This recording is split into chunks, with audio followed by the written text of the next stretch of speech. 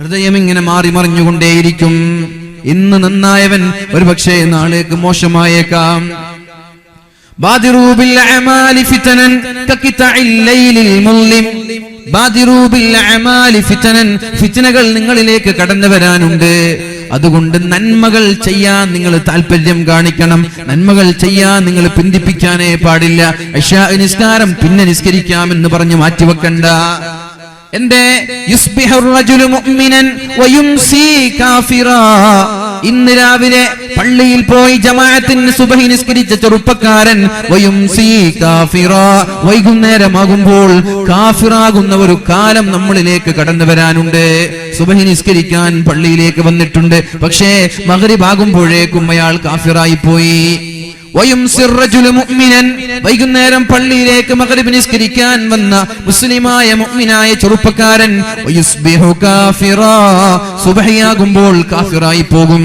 അവസാന കാലഘട്ടത്തിന്റെ ലക്ഷണങ്ങളാണിത്. ഈമാൻ നഷ്ടപ്പെടുന്ന സമയമാണ്. ചെറിയ ചെറിയ വാക്കുകളിലൂടെ, അല്ലെങ്കിൽ അല്ലാഹുവിനോടുള്ള ധിക്കാരത്തിലൂടെ, അല്ലെങ്കിൽ ബഹുമാനിക്കേണ്ടവരെ ബഹുമാനിക്കാതെ,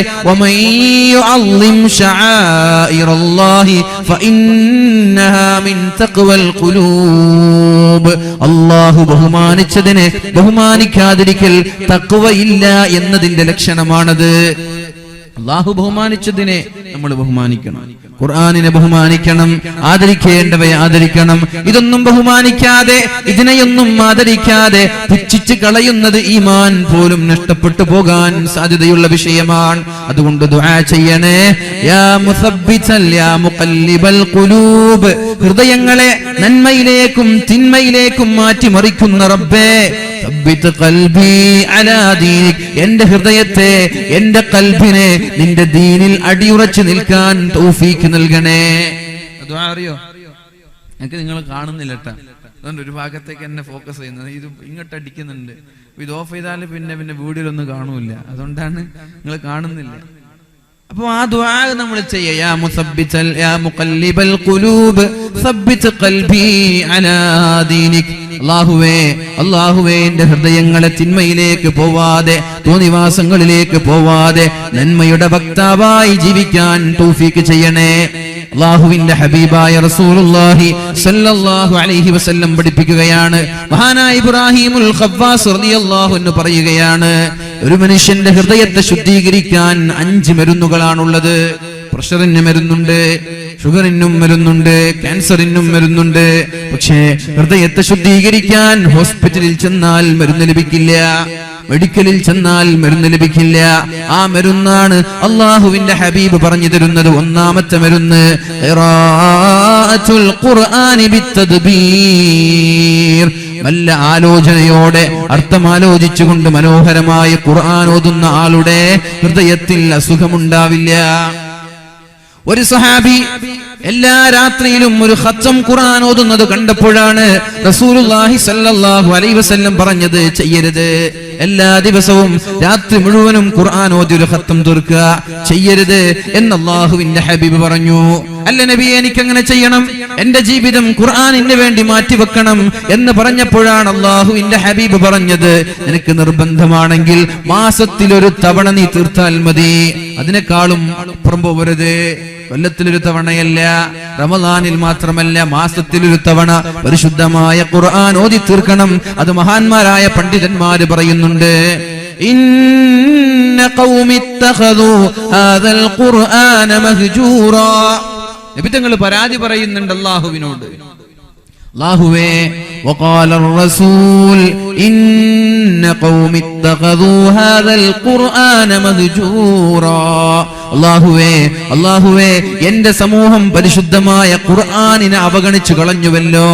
ഹബീബ് പരാതി പറയാണ്. അതിന്റെ വ്യാഖ്യാനത്തിൽ മഹാന്മാരായ മുഫസ്സിരീങ്ങൾ പറയുന്നുണ്ട്, ഒരു മാസത്തിൽ ഒരു തവണ പരിശുദ്ധമായ ഖുർആൻ ഒരു ഖത്ം ഓതി തീർക്കാത്തവൻ അല്ലാഹുവിനെയും ഖുർആനിനെയും അവഗണിച്ച് കളഞ്ഞതിന് തുല്യരാണ്. പണ്ഡിതന്മാര് പഠിപ്പിക്കുക. وقال الرسول إن قوم اتخذوا هذا القرآن مهجورا. അല്ലാഹുവേ എന്റെ സമൂഹം പരിശുദ്ധമായ ഖുർആനിനെ അവഗണിച്ചു കളഞ്ഞുവല്ലോ എന്ന് അല്ലാഹുവിന്റെ ഹബീബ് അല്ലാഹുവിനോട് പരാതി പറയുന്ന ആ ഒരു ആയത്തിന്റെ വ്യാഖ്യാനത്തിലാണ് മഹാന്മാരായ പണ്ഡിതന്മാര് പറയുന്നത്, മാസത്തിൽ ഒരു തവണ പരിശുദ്ധമായ ഖുർആൻ നിങ്ങൾ ഓതി തീർക്കണം. എളുപ്പമാണ്. അതിനു വേണ്ടിയിട്ടാണ് ഖുർആനിനെ 30 ജുസ് ആക്കി മാറ്റിയത്. മാസത്തിൽ ഒരു തവണ ഓതാൻ വേണ്ടിയിട്ടാണ് പരിശുദ്ധമായ ഖുർആനിനെ 30 ജുസ് ആക്കി മാറ്റിയത്. ഫെബ്രുവരി വരികയാണ്. സെപ്റ്റംബർ മാസം 1-ാം തീയതി 1-ാമത്തെ ജുസ് തീർക്കണം. 2-ാം തീയതിയാകുമ്പോ 2-ാമത്തെ ജുസ് തീരണം. 3-ാമത്തെ തീയതിയാകുമ്പോ 3-ാമത്തെ ജുസ് തീരണം. എന്തെങ്കിലും തിരക്ക് കഴിഞ്ഞു, എവിടേക്കെങ്കിലും യാത്ര പോയി ഓതാൻ കഴിഞ്ഞില്ല, പിറ്റേ ദിവസം 2 ജുസ് ഓതി സെപ്റ്റംബർ 5 ആകുമ്പോഴേക്കും 5 ജുസ് തീർക്കണം. റിസ്ക്കുള്ള പണിയല്ല, എളുപ്പമുള്ള പണിയാണ്. 24 മണിക്കൂറിൽ ഒരു അരമണിക്കൂർ റബ്ബിന് വേണ്ടി ചെലവഴിക്കണം. എളുപ്പമുള്ള പണിയാണല്ലോ അതൊക്കെ. അരമണിക്കൂർ റബ്ബിന് വേണ്ടി ചെലവഴിക്കണം, മാറ്റിവെക്കണം. സുബഹി നിസ്കാര ശേഷം ഒരു 5 മിനിറ്റ് മാറ്റിവെച്ചാൽ 4 പേജായി. ശ്രദ്ധിക്കണേ ചെറുപ്പക്കാരാ, സഹോദരിമാരെ, നിങ്ങൾക്ക് സമയമുണ്ട്. സഹോദരന്മാരെ, നിങ്ങൾക്കും ഒഴിഞ്ഞു മാറാൻ ഇതിൽ പറ്റൂല. ഒഴിഞ്ഞു മാറാൻ പറ്റുന്ന വിഷയമല്ല. സുബഹി നിസ്കാരത്തിന്റെ മുമ്പോ ശേഷമോ ഒരു 5 മിനിറ്റ് ഖുർആൻ ഓതാൻ മാറ്റിവെച്ചാൽ 4 പേജ് നമ്മൾ ഓതി തീർക്കാൻ പറ്റും. ളുഹറിന്റെ ശേഷം ഒരു 4 പേജ്, അസറിന്റെ സമയത്ത് ഒരു 4 പേജ്, മഗ്രിബിന്റെ സമയത്ത് ഒരു 4 പേജ്, ഇശാഇന്റെ സമയത്ത് ഒരു 4 പേജ്. ഓരോ നിസ്കാര സമയത്തും 5 മിനിറ്റ് ഖുർആൻ ഓതാൻ വേണ്ടി മാറ്റിവെച്ചാൽ 5 × 4 20 പേജ് നമ്മൾക്ക് 25 മിനിറ്റ് കൊണ്ട് ഓതി തീർക്കാൻ പറ്റും. എളുപ്പമുള്ള വിഷയമാണ്. ഒന്നുമില്ല, സുബഹി നിസ്കാരം കഴിഞ്ഞിട്ട് ഉറക്കം വരാണ്, അപ്പൊ ഒരു നിയത്തൊക്കെ 4 പേജ് ഓതിട്ടേ ഞാൻ ഉറങ്ങുള്ളൂ. ളുഹർ നിസ്കാരം കഴിഞ്ഞിട്ട് ചങ്ങാതി വിളിക്കാണ്, 5 മിനിറ്റ് 4 പേജ് ഓതിട്ട് ഞാൻ വന്നോളാം. അസ്ർ നിസ്കാരം കഴിഞ്ഞ് കളിക്കാൻ വേണ്ടി വിളിക്കുകയാണ്, ഒരു 4 പേജ്. 2 മണിക്കൂർ ഫുട്ബോൾ മൈതാനിയിൽ തലങ്ങും വിലങ്ങും ഓടി നടക്കുമ്പോ എന്റെ റബ്ബിന് വേണ്ടി ഒരു 5 മിനിറ്റ് ഞാൻ ചെലവഴിക്കട്ടെ. 5 മിനിറ്റ് എന്റെ റബ്ബിന് വേണ്ടി ഞാൻ ചെലവഴിക്കട്ടെ. സഹോദരിമാരെ, മഗ്രിബ് നിസ്കാരം കഴിഞ്ഞ് സീരിയൽ കാണുന്ന സമയത്ത് 3/4 മണിക്കൂർ 45 മിനിറ്റ് നീണ്ടു നിൽക്കുന്ന സീരിയലുകൾ കാണുമ്പോ 5 മിനിറ്റ് എന്റെ റബ്ബിന് വേണ്ടി ഞാൻ ചെലവഴിക്കട്ടെ. വുളൂ ചെയ്ത അവസരമാണല്ലോ അത്, വൃത്തിയുള്ള സമയമാണല്ലോ അത്. നിസ്കാരം കഴിഞ്ഞു സലാം വീട്ടി സുന്നത്ത് നിസ്കാരം കഴിഞ്ഞു ഖുർആൻ എടുത്തൊരു 5 മിനിറ്റ് അള്ളാഹുവിന് വേണ്ടി ചെലവഴിച്ചാൽ ഒരു ദിവസം ഒരു ജുസ് എന്ന രീതിയിൽ ഓതാൻ പറ്റും. അങ്ങനെ സെപ്റ്റംബർ 20 ആകുമ്പോഴേക്കും 20 ജുസ് നമ്മൾ ഓതി തീർക്കാൻ പറ്റും. അല്ലാഹുവിന്റെ ഹബീബായ റസൂലുള്ളാഹി തങ്ങളുടെ വേദനയായിരുന്നു എന്റെ സമൂഹം ഖുർആനിനെ അവഗണിച്ചു കളയുമായിരുന്നു എന്നുള്ളത്. वो ज़माने में मुअज़्ज़ज़ थे मुसलमान होकर और तुम ख़ार हुए താരിഖേ ഖുർആൻ ഹോക്കർ. പഴയ കാലങ്ങളിൽ മുസ്ലിം എന്ന് പറയുമ്പോൾ അഭിമാനമുള്ള ആളുകൾ ഉണ്ടായിരുന്നു. ഐ ആം എ മുസ്ലിം, ഞാനൊരു മുസ്ലിമാണ് എന്ന് പറയുമ്പോ നെഞ്ചി വിരിച്ചു നടന്നിരുന്ന ആളുകൾ ഉണ്ടായിരുന്നു. ഇന്ന് പേടിയാ. എയർപോർട്ടിൽ പോയിട്ട് എന്താ പേര്, ഇബ്രാഹിം ഖലീൽ എന്ന് പറയാൻ പേടി. എന്തേ, മുസ്ലിമിന്റെ പേര് കാണുമ്പോൾ മാറ്റി നിർത്താണ്, താടി കാണുമ്പോൾ മാറ്റി നിർത്താണ്, ഹിജാബ് കാണുമ്പോൾ മാറ്റി നിർത്താണ്, തൊപ്പിം വെച്ചിട്ട് ചില മേഖലകളിലൂടെ നടന്നു പോവാൻ പേടിയാ. മുസ്ലിം എന്ന് പറഞ്ഞ അഭിമാനത്തോടെ നടക്കാൻ പേടിത്തൊന്നാണ്. ആരാണതിന് ഉത്തരവാദി? ആരാണതിന്റെ ഉത്തരവാദി? മഹാനായ കവി പറയുന്നുണ്ട്, वो ज़माने में मुअज़्ज़ज़ थे मुसलमान होकर. ഒരു കാലഘട്ടത്തിൽ മുസ്ലിം എന്ന് പറയുമ്പോൾ അഭിമാനത്തോടെ നടന്നിരുന്ന ആളുണ്ടായിരുന്നു. മുസ്ലിമിനെ കാണുമ്പോൾ പേടിച്ചിരുന്ന ആളുകൾ ഉണ്ടായിരുന്നു, ആദരിച്ചിരുന്നവരുണ്ടായിരുന്നു, ബഹുമാനിച്ചിരുന്നവരുണ്ടായിരുന്നു. और तुम खार हुए താരിഖേ ഖുർആൻ hawker.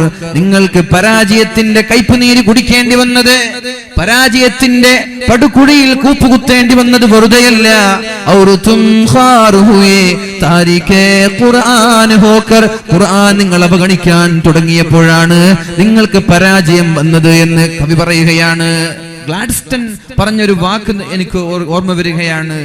When this book is with them, ഈ ഖുർആൻ ഈജിപ്തുകാരുടെ കൂടെയുണ്ടാകുന്ന കാലത്തോളം we cannot enjoy the peace in their land.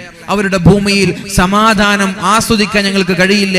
അപ്പൊ എന്ത് വേണം? മുസ്ലിമീങ്ങളുടെ കയ്യിൽ നിന്ന് ഖുർആൻ വലിച്ചെടുക്കണം, എങ്കിലേ അവിടെ നമ്മൾ അറ്റാക്ക് ചെയ്യാൻ പറ്റുകയുള്ളൂ എന്ന് ഗ്ലാഡ്സ്റ്റൺ ഖുർആൻ പിടിച്ചിട്ട് വിളിച്ചു പറഞ്ഞിട്ടുണ്ട്.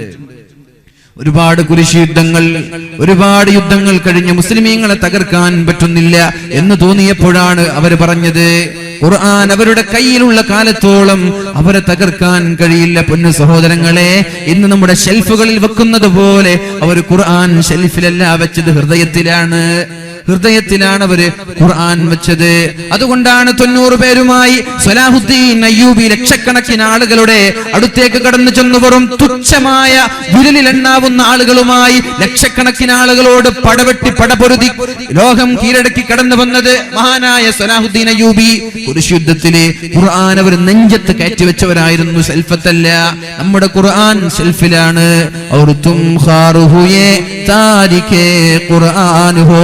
പരാജയത്തിന്റെ കയ്പുനീര് കുടിക്കേണ്ടി വന്നത് ഖുർആൻ നമ്മൾ അവഗണിച്ച് കളഞ്ഞത് കാരണമാണ് എന്ന് കവി നമ്മോട് പഠിപ്പിക്കുകയാണ്. സഹോദരങ്ങളെ, അതുകൊണ്ട് ഖുർആൻ നെവർ മൈൻഡ് ചെയ്യല്ല, ഖുർആൻ ഒഴിവാക്കേണ്ട വിഷയമല്ല, ഖുർആൻ നമ്മൾ എടുത്തു കളയേണ്ട വിഷയമല്ല. അവസാനം അവർ തീരുമാനിച്ചു, മുസ്ലിം രാഷ്ട്രങ്ങളിലേക്ക് 2 കപ്പലുകൾ നിറയെ പെണ്ണും കള്ളുമായി കടന്നു വന്നു. മുസ്ലിമീങ്ങൾ ഖുർആൻ മുറുകെ പിടിക്ക് ജീവിക്കുന്നത് കണ്ടപ്പോ ഇങ്ങനെ ഇവരെ തകർക്കാൻ കഴിയില്ല എന്ന് തിരിച്ചറിഞ്ഞപ്പോഴാണ് ഒരു കപ്പൽ നിറയെ കള്ളുമായി മുസ്ലിം രാഷ്ട്രത്തിലേക്ക് വന്നത്, ഈജിപ്തിലേക്ക് വന്നത്. കള്ളു കുടിച്ചു മുസ്ലിമീങ്ങൾ. പിന്നെ കടന്നു വന്നത് സുന്ദരികളായ തരുണിമണികളായ പെൺകുട്ടികളെ മുസ്ലിം രാഷ്ട്രങ്ങളിൽ ഇറക്കി, അർദ്ധനഗ്നരായ പെൺകുട്ടികളെ ഇറക്കി, കള്ളും കുടിച്ച് വ്യഭിചരിച്ചു. ഖുർആൻ കയ്യിൽ നിന്ന് നഷ്ടപ്പെട്ടു. എന്നിട്ട് മുസ്ലിമീങ്ങളുടെ ലൈബ്രറികളൊക്കെ ഏതോ പുഴയിലേക്ക് വലിച്ചെറിഞ്ഞു. അവിടെയുള്ള പുഴയുടെ വെള്ളം വരെ നീല കളറായി മാറി. മുസ്ലിമീങ്ങളുടെ ഖുർആനും മുസ്ലിമീങ്ങളുടെ ഗ്രന്ഥശേഖരണങ്ങളും എല്ലാം വലിച്ചെറിഞ്ഞു. അങ്ങനെ ഇസ്ലാമിന്റെ സംസ്കാരം നഷ്ടപ്പെട്ടു. അന്ന് മുതലാണ് മുസ്ലിമീങ്ങൾ തകരാൻ തുടങ്ങിയത്. ഇനിയും നമ്മൾക്ക് രക്ഷപ്പെടാൻ വഴിയുണ്ട്. അല്ലാഹുവിന്റെ ഹബീബ് പറഞ്ഞത്, തറക്തു ഫീകും അംറൈൻ, നിങ്ങൾക്ക് ഞാൻ 2 കാര്യം ഇവിടെ ഇട്ടേച്ചിട്ടാണ് പോകുന്നത്, 2 കാര്യം ഞാൻ നിങ്ങളെ ഏൽപ്പിച്ചിട്ടാണ് പോകുന്നത്. അത് മുറുകെ പിടിക്കാൻ നമ്മൾ തയ്യാറായാൽ, മാ തമസ്സക്തും ബിഹിമാ, നിങ്ങളത് മുറുകെ പിടിക്കാൻ തയ്യാറായാൽ, ലം തുളില്ലൂ, ഒരാളും പരാജയപ്പെടില്ല. എന്ത് ചെയ്യണം? 2 കാര്യം ഞാൻ നിങ്ങളെ ഏൽപ്പിക്കുകയാണ്, നിങ്ങളത് മുറുകെ പിടിക്കണം. എന്തൊക്കെയത്? ഒന്ന്, അൽ ഖുർആൻ, പരിശുദ്ധമായ ഖുർആൻ ഞാൻ നിങ്ങളെ ഏൽപ്പിച്ചു പോവുകയാണ്. ഖുർആൻ നമ്മെ ഏൽപ്പിച്ചിട്ടാണ് അല്ലാഹുവിന്റെ ഹബീബ് വിടവാങ്ങിയത്. ആ ഖുർആൻ മുറുകെ പിടിച്ചാൽ ലം തുളില്ലൂ മാ തമസ്സക്തും ബിഹിമാ, ഇത് മുറുകെ പിടിക്കുന്ന കാലത്തോളം നിങ്ങൾ പരാജയപ്പെടേണ്ടി വരില്ല.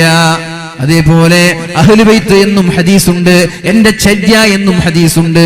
എന്റെ സുന്നത്തിനെയും പരിശുദ്ധ ഖുർആനും നിങ്ങൾ മുറുകെ പിടിച്ചാൽ, അഹ്ലു ബൈത്തിനെയും പരിശുദ്ധ ഖുർആനിനെയും നിങ്ങൾ മുറുകെ പിടിച്ചാൽ, ലം തുളില്ലൂ, നിങ്ങൾ പരാജയപ്പെടില്ല. മാ തമസ്സക്തും ബിഹിമാ, ഇവ രണ്ടും മുറുകെ പിടിക്കുന്ന കാലത്തോളം. അതുകൊണ്ട് സഹോദരങ്ങളെ, മടങ്ങണേ, ഖുർആനിലേക്ക് മടങ്ങണേ.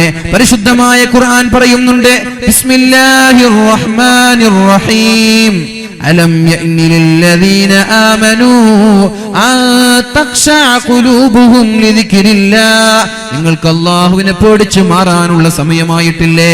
അല്ലാഹുവിലേക്ക് മടങ്ങാനുള്ള സമയമായിട്ടില്ലേ? ആരെയാണ് കാത്തിരിക്കുന്നത്? വഖിറാഅത്തുൽ ഖുർആനി ബിത്തദ്ബീർ. ശ്രദ്ധിക്കണേ, ഒന്നാമത്തെ വിഷയം ഹൃദയം ശുദ്ധീകരിക്കാനുള്ള ഒന്നാമത്തെ മരുന്ന് ഖുർആൻ എല്ലാ ദിവസവും ഓതണേ. മിനിമം ഒരു ജുസ് എങ്കിലും ഓതണേ. ഒരു ജുസ് പഠിച്ചോൻ ഉസ്താദെ, റമളാനിൽ തന്നെ ഞാൻ ഒരു ജുസ് ഓതിയിട്ടില്ല, ഇനിയിപ്പോ എല്ലാ ദിവസവും ഒരു ജുസ് ഓതാനും. എന്നാ പിന്നെ ഒരു ജുസ് ആണ് ഓതേണ്ടത്. അറ്റ്ലീസ്റ്റ് ഒന്നിനും കഴിയുന്നില്ലെങ്കിൽ ഒരു പേജെങ്കിലും ഓതിയേക്ക്, ഒരു ദിവസം ഒരു പേജെങ്കിലും ഓതിയേക്ക്, എങ്കിലും ജീവിതത്തിൽ ബർക്കത്തുണ്ടാകും, ഹൃദയം ശുദ്ധിയാവും. ഒരു പേജ് അള്ളാഹുവിന് വേണ്ടിയിട്ട് മാറ്റിവെക്കും, 2 മിനിറ്റ് പഠിച്ചവന് വേണ്ടി മാറ്റിവെക്കും. അള്ളാഹു തൗഫീഖ് ചെയ്യട്ടെ. സഹോദരങ്ങളെ, വലിയൊരു വിഷയമാണ്. അള്ളാഹു തൗഫീഖ് ചെയ്യട്ടെ. ഏതായാലും ഒരു സഹാബി രാത്രി മുഴുവനും ഖുർആൻ ഓതുന്ന സഹാബിയോടാണ് പറഞ്ഞത്, ഇങ്ങനെ ഓതിയാൽ മടുത്തു പോകും. റസൂലുള്ളാഹി തങ്ങൾ പറയുന്നുണ്ടല്ലോ, നിങ്ങൾ മടുത്താൽ അള്ളാഹുവിനും മടുക്കും. അതുകൊണ്ട് 4-5 മണിക്കൂറൊക്കെ വേല പറഞ്ഞാൽ കേൾക്കുന്ന ആളുകൾക്കൊക്കെ മടുക്കും. മനുഷ്യന്മാരെ നിങ്ങൾക്ക് മടുത്താൽ അള്ളാഹുവിന് മടുക്കും. അതുകൊണ്ട് മടുപ്പിക്കരുത് എന്ന് പ്രത്യേകം ഓർഡർ അള്ളാഹുവിന്റെ ഹബീബ് നമ്മോട് നൽകിയിട്ടുണ്ട്. മടുപ്പിക്കാൻ പാടില്ല. നിങ്ങൾക്ക് വെറുപ്പ് തോന്നുന്നു, മടുപ്പ് വരുന്നു എന്ന് തോന്നുമ്പോഴേക്കും നമ്മുടെ വേല നിർത്തി നമ്മൾ പോയിരിക്കണം. അതാണ് അതിന്റെ ഒരു ശൈലി. അള്ളാഹുവിന്റെ ഹബീബ് പറയുന്നുണ്ട്, നിങ്ങൾ മടുത്താൽ അള്ളാഹു മടുത്തു പോകും. അതുകൊണ്ട് എല്ലാ ദിവസവും ഒരു ഖത്തം ഓതുക എന്ന് പറഞ്ഞാൽ ഒരുപാട് കാലം ജീവിക്കുമ്പോൾ അത് മടുത്തു പോകും. അതുകൊണ്ട് 1 മാസത്തിൽ 1 തവണ ഖുർആൻ പൂർത്തീകരിക്കണം.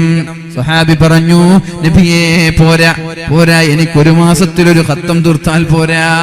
നമ്മളൊരു കൊല്ലത്തിലല്ല ചോദിക്കുക, നബിയെ കൊല്ലത്തിലൊന്ന് തീർത്താൽ മതിയോ നമ്മളെ ചോദിക്കുക. അങ്ങനല്ല സഹാബി പറയുന്നത്. നബി പറയാ, ഡെയിലി തീർക്കല്ലേ, മാസത്തിൽ തീർത്താൽ മതി. നബിയെ പോരാ, 15 ദിവസത്തിൽ തീർത്തോട്ടെ. വേണ്ട, 15 ദിവസത്തിലും തീർക്കണ്ട. അള്ളാഹുവിന്റെ ഹബീബ് പറഞ്ഞു 15 ദിവസത്തിൽ തീർത്താൽ മതി. സ്വഹാബി പറഞ്ഞു, നബിയെ 15 ദിവസത്തിൽ തീർത്താൽ പോരാ. അവസാനം അള്ളാഹുവിന്റെ ഹബീബ് പറഞ്ഞത് 7 ദിവസം, അതിനേക്കാൾ ചുരുങ്ങണ്ട. 7 ദിവസത്തിൽ 1 ഖത്തം തീർത്താൽ മതി. 5 ദിവസം, 2 ദിവസം, 3 ദിവസം എന്ന് പറഞ്ഞു. എല്ലാ സമയവും ഖുർആൻ ഓതി ഭാര്യയ്ക്ക് നൽകേണ്ട അവകാശങ്ങൾ നൽകാതെ, നിന്റെ മക്കൾക്ക് നൽകേണ്ട അവകാശങ്ങൾ നൽകാതെ ഒരു പൗരോഹിത്യ രീതിയിലുള്ള ജീവിതം ഇസ്ലാം ഒരിക്കലും പ്രോത്സാഹിപ്പിക്കുന്നില്ല. അതുകൊണ്ട് അത്രയും താല്പര്യമുള്ള ആളുകൾ ആഴ്ചയിൽ 1 തവണ തീർത്താൽ മതി. അല്ലാത്തവർ മാസത്തിൽ 1 തവണ പരിശുദ്ധ ഖുർആൻ ഓതി തീർക്കണമെന്ന് പരിശുദ്ധ റസൂലുള്ളാഹി സ്വല്ലല്ലാഹു അലൈഹി വസല്ലം തങ്ങളുടെ ഹദീസുകളിൽ നിന്ന് നമുക്ക് മനസ്സിലാവുകയാണ്. ഒന്നാമത്തെ വരുന്നത് ഖിറാഅത്തുൽ ഖുർആനി ബിത്തദ്ബീർ. അർത്ഥം ആലോചിച്ചുകൊണ്ട് ഖുർആൻ ഓതണേ. അർത്ഥം ആലോചിച്ചുകൊണ്ട് ഖുർആൻ ഓതണേ. ഒരു ഹർഫിന് 10 പ്രതിഫലമാണല്ലോ. ഹാഫിലീങ്ങൾ, അല്ലാഹുവിന്റെ ഹബീബ് പറഞ്ഞുവല്ലോ, മക്കളെ പഠിപ്പിക്കുന്ന കാര്യത്തിൽ അദ്ദിബു ഔലാദകും അലാ 3 ഖിസാൽ. മക്കൾക്ക് 3 കാര്യം പഠിപ്പിക്കണേ. ഒന്നാമത്തേത് ഹുബ്ബി നബിയിക്കും, നിങ്ങളുടെ നബിയെ സ്നേഹിക്കാൻ പഠിപ്പിക്കണം. പഠിപ്പിച്ചോ? നബിയുണ്ട്, റസൂലുണ്ട്, അവരെ സ്നേഹിക്കണം എന്ന് നമ്മൾ മക്കളെ പഠിപ്പിച്ചിട്ടുണ്ടോ? എവിടെ? അതിനൊക്കെ നമ്മൾക്ക് സമയം കിട്ടിയോ? ഹുബ്ബി നബിയിക്കും. ഒരു 7 വയസ്സായ മകനെ വിളിച്ചിട്ട് പറയണേ, അള്ളാഹുവിന്റെ ഹബീബ് എന്നൊരു പ്രവാചകൻ മുഹമ്മദുർ റസൂലുള്ളാഹ്, ആ ഹബീബിനെ സ്നേഹിക്കാൻ മക്കളെ പഠിപ്പിക്കാൻ പറഞ്ഞു. വഅഹ്ലി ബൈതി, അല്ലാഹുവിന്റെ ഹബീബിന്റെ കുടുംബങ്ങളെ സ്നേഹിക്കാനും പഠിപ്പിക്കണം. 2ാമത്തെ മര്യാദ അതാണ്. 1ാമത്തെ മര്യാദ അദ്ദിബു ഔലാദകും അലാ 3 ഖിസാൽ. 3 മര്യാദകളാണ്. അതിലൊന്ന് അല്ലാഹുവിന്റെ ഹബീബിനെ സ്നേഹിക്കാൻ പറയാ, 2 ഹബീബിന്റെ കുടുംബത്തെ സ്നേഹിക്കാൻ പറയാ, 3 വഖിറാഅത്തിൽ ഖുർആൻ, ഖുർആൻ പഠിപ്പിക്കണം മക്കളെ. 3ാമത്തെ മര്യാദ അതാണ്. ഖുർആൻ പഠിപ്പിക്കണം, ഹാഫിളീങ്ങളാക്കണം. ഖുർആൻ പഠിപ്പിക്കുന്ന, ഖുർആൻ അറിയുന്ന, ഖുർആൻ ക്ലാസ് എടുക്കുന്ന, ഖുർആൻ ഓതിയാൽ അർത്ഥം തിരിയുന്ന മക്കളാക്കി നമ്മുടെ മക്കളെ മാറ്റണേ സഹോദരങ്ങളെ. നമ്മൾക്കതിന് കഴിഞ്ഞിട്ടില്ല, നമ്മുടെ മക്കളെങ്കിലും പഠിച്ചോട്ടെ. അർത്ഥമറിയാതെ ഖുർആൻ ഓതുമ്പോ അതിനൊരു മാധുര്യം ലഭിക്കുന്നില്ല. അർത്ഥമറിഞ്ഞ് ഖുർആൻ ഓതുമ്പോ അതിന്റെ മാധുര്യം വേറെയാണ്. ഖുർആൻ ഓതുമ്പോ അർത്ഥം കൂടി മനസ്സിലാകുമ്പോ അതിന്റെ ഒരു ടേസ്റ്റ് വേറെയാണ്. അർത്ഥറിയാതെ ഓതുമ്പോ നല്ല മനോഹരമായി തജ്വീദിന്റെ നിയമപ്രകാരമൊക്കെ ഓതുമ്പോ മനസ്സിലേക്ക് ഒരു മാറ്റം വരുന്നുണ്ട്. എന്നാലും അർത്ഥം മനസ്സിലാക്കി ഓതുമ്പോ അഫലാ യതദബ്ബറൂനൽ ഖുർആൻ, നിങ്ങൾ ഖുർആനിനെ കുറിച്ച് ആലോചിക്കാറുണ്ടോ? അങ്ങനെ അർത്ഥം ചിന്തിച്ച് ഓതുമ്പോൾ മനസ്സിനൊരു പരിവർത്തനം വരുന്നുണ്ട്. അതുകൊണ്ട് നമ്മൾക്ക് പഠിക്കാൻ സമയം കിട്ടിയിട്ടില്ല. നമ്മുടെ മക്കളെയെങ്കിലും ഖുർആൻ പഠിപ്പിക്കണേ. എന്തേ? ഫഇന്ന ഹാമിലൽ ഖുർആൻ, കാരണം ഖുർആൻ പഠിച്ച ആളുകൾ നാളെ ഫീ ദില്ലില്ലാഹി യൗമ ലാ ദില്ല ഇല്ലാ ദില്ലുഹു, അല്ലാഹുവിന്റെ തണലല്ലാതെ, അർശിന്റെ തണലല്ലാതെ വേറെ ഒരു തണലില്ല. ആ സമയത്ത് ഹാഫിളീങ്ങളെ, ഖുർആൻ പണ്ഡിതന്മാരെ കൊണ്ടുപോയി അല്ലാഹു അർശിന്റെ തണലിൽ നിർത്തും. ആരുടെ കൂടെ? മഅൽ അംബിയാ, അംബിയാക്കളുടെ കൂടെ, പ്രവാചകന്മാരുടെ കൂടെ ഹാഫിളീങ്ങളെ അല്ലാഹു നാളെ അർശിന്റെ തണലിൽ നിർത്തുമെന്ന് പരിശുദ്ധ റസൂലുള്ളാഹി സല്ലല്ലാഹു അലൈഹി വസല്ലം. അതുമാത്രമല്ല, അള്ളാഹുവിന്റെ ഹബീബ് പറയുന്നുണ്ട്, സഹോദരങ്ങളെ ശ്രദ്ധിക്കണം. അള്ളാഹുവിന്റെ ഹബീബ് പറയുന്നുണ്ട്, ഒരു കുട്ടി ഖുർആൻ പഠിച്ചു, എന്നിട്ട് ഖുർആനിലുള്ളതുപോലെ പ്രവർത്തിക്കാൻ തുടങ്ങിയാൽ അവന്റെ മാതാപിതാക്കൾക്ക് അള്ളാഹു ഒരു കിരീടമണിയിക്കും. ഒരു കിരീടമണിയിക്കും. ആ കിരീടത്തിന്റെ പ്രകാശം ലൗഉഹു അഹ്സനു മിൻ ലൗഇ ശംസി, ദുനിയാവിൽ സൂര്യന്റെ പ്രകാശം എത്രയാണോ അതിനേക്കാളും പ്രകാശമുള്ള ഒരു കിരീടം അവന്റെ മാതാപിതാക്കൾക്ക് അല്ലാഹു അണിയിപ്പിക്കുമെന്ന് പരിശുദ്ധ റസൂലുള്ളാഹ്. മക്കള് ഖുർആൻ പഠിച്ചു, അതേപോലെ ജീവിച്ചു എങ്കിൽ ആ കുട്ടിക്കല്ല കുട്ടിയുടെ ഉപ്പയ്ക്ക്, കുട്ടിയുടെ ഉമ്മയ്ക്ക് അള്ളാഹു നൽകുന്ന ഓഫറാണ്. എന്തേ എല്ലാവരും ഭൗതികതയുടെ പിന്നാലെ പോകുമ്പോ, എല്ലാവരും കലാലയങ്ങളുടെ പിന്നാലെ പോകുമ്പോ, എല്ലാവരും മോഡേണിസത്തിന്റെ പിന്നാലെ പോകുമ്പോ എന്റെ മകൻ ഖുർആൻ പഠിക്കട്ടെ എന്ന താല്പര്യത്തോടെ മക്കളെ കാണാതെ ഹഫ്ളീങ്ങളാക്കുവാനും പണ്ഡിതന്മാരാക്കുവാനും പ്രയത്നിച്ച മാതാപിതാക്കളെ, നിങ്ങൾക്ക് അല്ലാഹു നൽകുന്ന ഓഫറാണത്. മകൻ ഖുർആൻ പഠിച്ചു, മകൾ ഖുർആൻ പഠിച്ചു, എന്നിട്ട് അതുപോലെ ജീവിച്ചു. എന്നാൽ അവന്റെ മാതാപിതാക്കൾ ചമ്മാടിയാണെങ്കിൽ വരെ, അത് ഹബീബ് അവിടെ പറയുന്നില്ല, മാതാപിതാക്കൾക്ക് അല്ലാഹു നാളെ ഒരു കിരീടമണിയിക്കുന്നുണ്ട്. ഭൂമിയിലുള്ള സൂര്യന്റെ പ്രകാശത്തെക്കാൾ വലിയ പ്രകാശമാണ്. എന്നിട്ട് നബി തങ്ങൾ പറഞ്ഞു, ഇതവന്റെ മാതാപിതാക്കൾക്ക് നൽകുന്ന ഓഫറാണെങ്കിൽ അത് പഠിച്ചു അതേപോലെ പ്രവർത്തിക്കുന്ന ഒരാൾക്ക് അല്ലാഹു നൽകുന്ന ഓഫർ എത്രയായിരിക്കും ഓഫർ. അതുകൊണ്ട് സഹോദരങ്ങളെ, ഖിറാഅത്തുൽ ഖുർആനി ബിത്തദ്ബീർ, അർത്ഥമാലോചിച്ചുകൊണ്ട് ഖുർആൻ ഓതണേ. അർത്ഥമാലോചിച്ചുകൊണ്ട് ഖുർആൻ ഓതിയാൽ ഹൃദയത്തിന്റെ അസുഖങ്ങളിൽ നിന്ന് രക്ഷപ്പെടും. ശരീരത്തിന്റെ രോഗമല്ല, മനസ്സിന്റെ രോഗം നമ്മൾ രക്ഷപ്പെടും. മനസ്സ് നന്നായാലോ ഹെൽത്തി ബോഡി അല്ല, അതിനേക്കാളും നല്ലത് ഹെൽത്തി മൈൻഡാണ്. നമ്മുടെ മനസ്സിന് ആരോഗ്യമുണ്ടെങ്കിൽ ശരീരത്തിന് അസുഖം ഉണ്ടാവൂല. അതങ്ങനെയാണ്. വലിയ വലിയ ക്യാൻസർ രോഗികളൊക്കെ അത് വളരെ പെട്ടെന്ന് റീകവർ ചെയ്യുന്നത് അവരുടെ മനസ്സിന്റെ കരുത്താണത്. ഇവിടെ കരുത്തുണ്ടോ? ശരീരത്തിന് ഒന്നു പറ്റിയാലും ഒരു ചുക്കും ഇവിടെ യേശൂല. അതല്ലേ മഹാനായ ഈസാ നബി അലൈഹിസ്സലാം വഴിയിലൂടെ പോകുമ്പോഴാണ് ഒരാൾ ഇങ്ങനെ വിളിച്ചു പറയുന്നത്, അൽഹംദുലില്ലാഹില്ലദീ ആഫാനി മിമ്മ ബതലാ ബിഹി കസീറൻ മിനന്നാസ്. അല്ലാഹുവേ, ജനങ്ങൾക്ക് കൊടുത്ത രോഗം നീ എനിക്ക് തന്നിട്ടില്ലല്ലോ എന്നൊരാൾ വിളിച്ചു പറയുകയാണ്. ജനങ്ങൾക്ക് കൊടുത്ത അസുഖം നീ എനിക്ക് തന്നിട്ടില്ലല്ലോ. ഈസാ നബി അയാളെ നോക്കി, പടച്ചോനെ. അപ്പോഴേക്കും അയാള് അഖറഉ, അദ്ദേഹം കഷണ്ടിയാണ്. അബ്റസു, വെള്ളപ്പാണ്ടുകാരനാണ്. മശ്ലൂലൽ ഖദമൈൻ, കൈകാലുകൾ ആകെ പാരലൈസ്ഡ് ആയി മരവിച്ചു പോയിട്ടുണ്ട്. കഷണ്ടിയാണ്, വെള്ളപ്പാണ്ടുകാരനാണ്. അഅ്മാ, അന്ധനാണ്, കൈകാലുകൾ തളർന്നു പോയിട്ടുണ്ട്. പക്ഷപാതം വെച്ചിട്ടുണ്ട്. ഒന്നുമില്ല, ചുരുക്കി പറഞ്ഞാൽ ഒന്നുമില്ല. കണ്ണുമില്ല, മുടിയുമില്ല, വെള്ളപ്പാണ്ടുകാരനാണ്, കൈകാലുകളൊക്കെ തളർന്നിരിക്കുകയാണ്. അയാളാ പറയുന്നത്, അൽഹംദുലില്ലാഹില്ലദീ ആഫാനി മിമ്മ ബതലാ ബിഹി കസീറൻ മിനന്നാസ്. അല്ലാഹുവേ, നീ മറ്റുള്ള ജനങ്ങൾക്ക് കൊടുത്ത അസുഖം നീ എനിക്ക് തന്നില്ലല്ലോ. ഇത് പറഞ്ഞ നിങ്ങൾ എന്താ പറയാ? അതൊക്കെ വട്ടുന്നല്ലേ? അല്ല, അങ്ങനല്ലേ പറയാ? ഈസാ നബി ചോദിച്ചു, എന്താണ് നീ പറയുന്നത്? അഅ്മാ, അന്ധൻ. അബ്റസ്, വെള്ളപ്പാണ്ടുകാരൻ. മശ്ലൂലൽ ഖദമൈൻ, കൈകാലുകൾ തളർന്നിരിക്കുന്നു. അതേപോലെ അഅ്മാ, കഷണ്ടിയാണ്. അഖ്റഉ, കഷണ്ടിയാണ്. ഇതിനേക്കാളും വലിയ അസുഖം കിട്ടാനുണ്ടോ? അപ്പോഴാണ് അയാൾ പറയുന്നത്, ഈസാ നബിയേ, ആരോഗ്യമുള്ള, കണ്ണിന് കാഴ്ചയുള്ള, ശരീരത്തിൽ രോഗമില്ലാത്ത ആളുകൾക്ക് അല്ലാഹുവിനെ സ്തുതിക്കാനോ അല്ലാഹുവിനെ ശുക്ർ ചെയ്യാനോ അല്ലാഹു മനസ്സ് കൊടുത്തിട്ടില്ലല്ലോ. ഹൃദയത്തിന്റെ ആരോഗ്യം അല്ലാഹു നൽകിയിട്ടില്ലല്ലോ. അവരുടെ ശരീരത്തിനല്ലേ അല്ലാഹു ആരോഗ്യം നൽകിയത്. എന്നാൽ അല്ലാഹുവിന്റെ മനസ്സിന് ആരോഗ്യം നൽകിയിട്ടുണ്ട്. അൽഹംദുലില്ലാഹ്. ശരീരത്തിന്റെ ആരോഗ്യമല്ല ആരോഗ്യം. ഇവിടെ ആരോഗ്യമുണ്ടായാൽ, നമ്മുടെ മനസ്സിന് ആരോഗ്യമുണ്ടായാൽ, ശരീരത്തിനൊരു അസുഖം വന്നാലും നമ്മൾ അറിയുകയില്ല. അപ്പൊ മനസ്സിന്റെ ആരോഗ്യത്തിന് വേണ്ടി ഒന്നാമത്തെ മരുന്നാണ് ഖിറാഅത്തുൽ ഖുർആനി ബിത്തദ്ബീർ, അർത്ഥമാലോചിച്ചുകൊണ്ട്, ബിത്തദബ്ബുർ, അർത്ഥമാലോചിച്ചുകൊണ്ട് ഖുർആൻ ഓതലാണ് ഒന്നാമത്തെ മരുന്ന്. ഇനി രണ്ടാമത്തെ മരുന്ന് അല്ലാഹുവിന്റെ ഹബീബ് പറഞ്ഞു തരുന്നുണ്ട്, വഖലാഉൽ ബത്ൻ, വയറ് നിറയെ ഭക്ഷണം കഴിക്കല്ല. എന്താണ് അത്? മാത്രം പറയരുത് ഉസ്താദ്, അല്ലെ? ഭക്ഷണം കഴിക്കുന്ന കാര്യം മാത്രം പറയരുത്. എന്നും കല്യാണാണ്. ഉസ്താദുമാരെ കാര്യമാണെങ്കിൽ പറയാതിരിക്കുന്നതാണ് നല്ലത്, അല്ലെ? ഉസ്താദുമാരെന്നും ഒരു പ്രാവശ്യം വാലിന് വരുമ്പോ പിന്നെ എങ്ങനെയാണ് ഉസ്താദിന് പച്ചക്കറിയൊക്കെ ഉണ്ടാക്കി കൊടുക്കുക, സാമ്പാറും ചോറൊക്കെ ഉണ്ടാക്കി കൊടുക്കുക, എന്നാ പിന്നെ മട്ടനും ചിക്കനൊക്കെ ഉണ്ടാക്കി കൊടുക്കുക, നന്നായിട്ട് കഴിക്കുക, അല്ലേ? അങ്ങനെ കഴിച്ചാൽ മനസ്സിന്റെ ആരോഗ്യം ഉണ്ടാവൂല എന്നാണ്. മനസ്സിന്റെ ആരോഗ്യം ഉണ്ടാവൂല, കൽബില് അസുഖങ്ങൾ ഉണ്ടാകും. ഖലാഉൽ ബത്ൻ, ഹൃദയം, നമ്മുടെ വയറ് കുറഞ്ഞിരിക്കണം. വയറ് വലിയ വേറെ വെച്ച് നടക്കുന്ന ആളുകളാണ് നമ്മുടെ കേരളക്കാരൊക്കെ, അല്ലെ? വലിയ വേറെ വെച്ച് നടക്കാൻ ചെറുപ്പക്കാരൊക്കെ 4-5 വർഷം ജിമ്മിനൊക്കെ പോവും, പിന്നെ ഒരു 30 വയസ്സൊക്കെ ആകുമ്പോ ജിമ്മൊക്കെ നിർത്തും, പിന്നെ വലിയ കുട വേറെ വെച്ച് നടക്കും, 6 പാക്ക് ഒക്കെ അരിച്ചാക്കായി മാറും, അല്ലെ?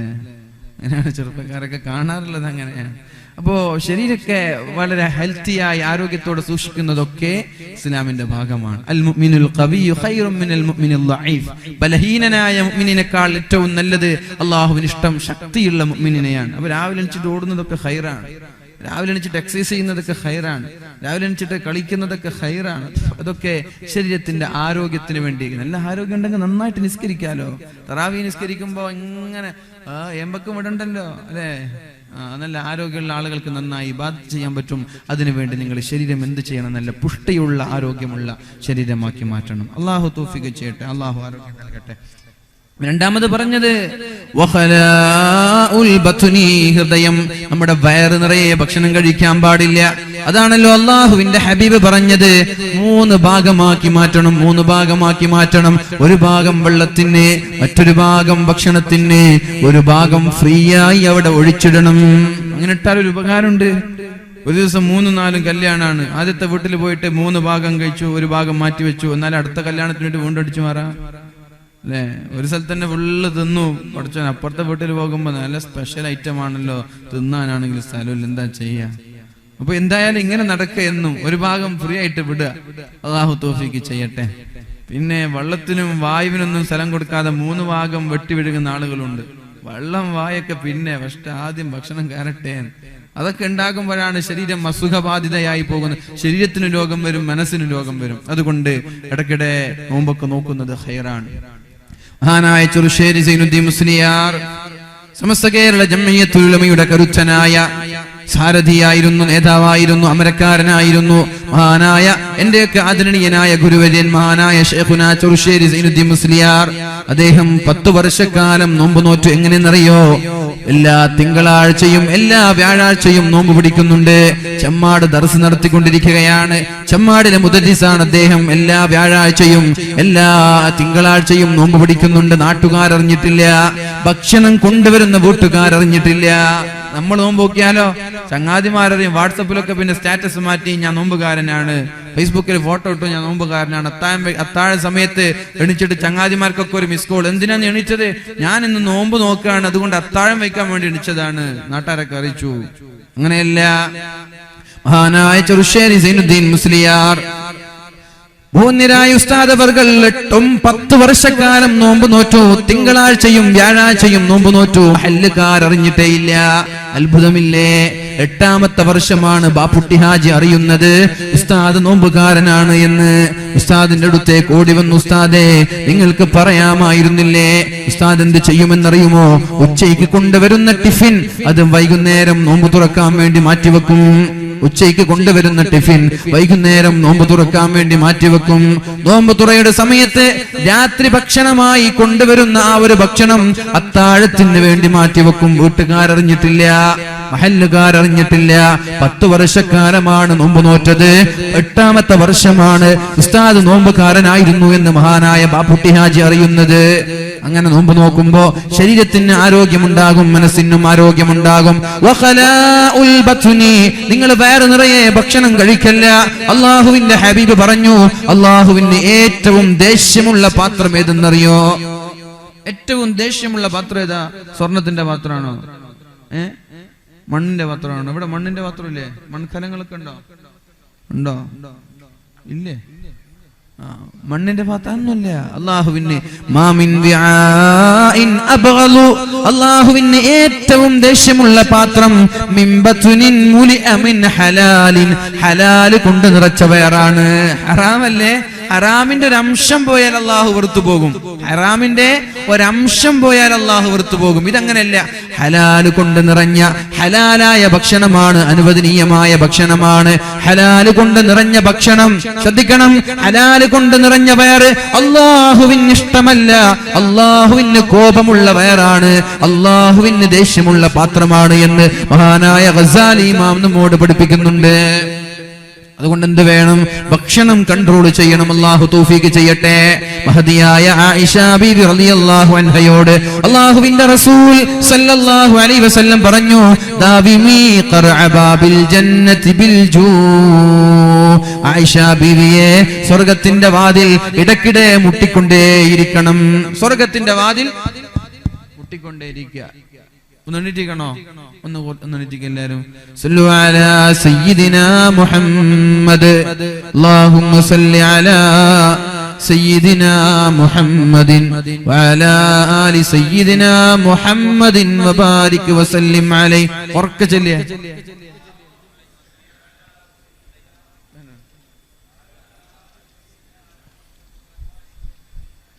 اللهم صل على سيدنا محمد وعلى آل سيدنا محمد وبارك وسلم عليه.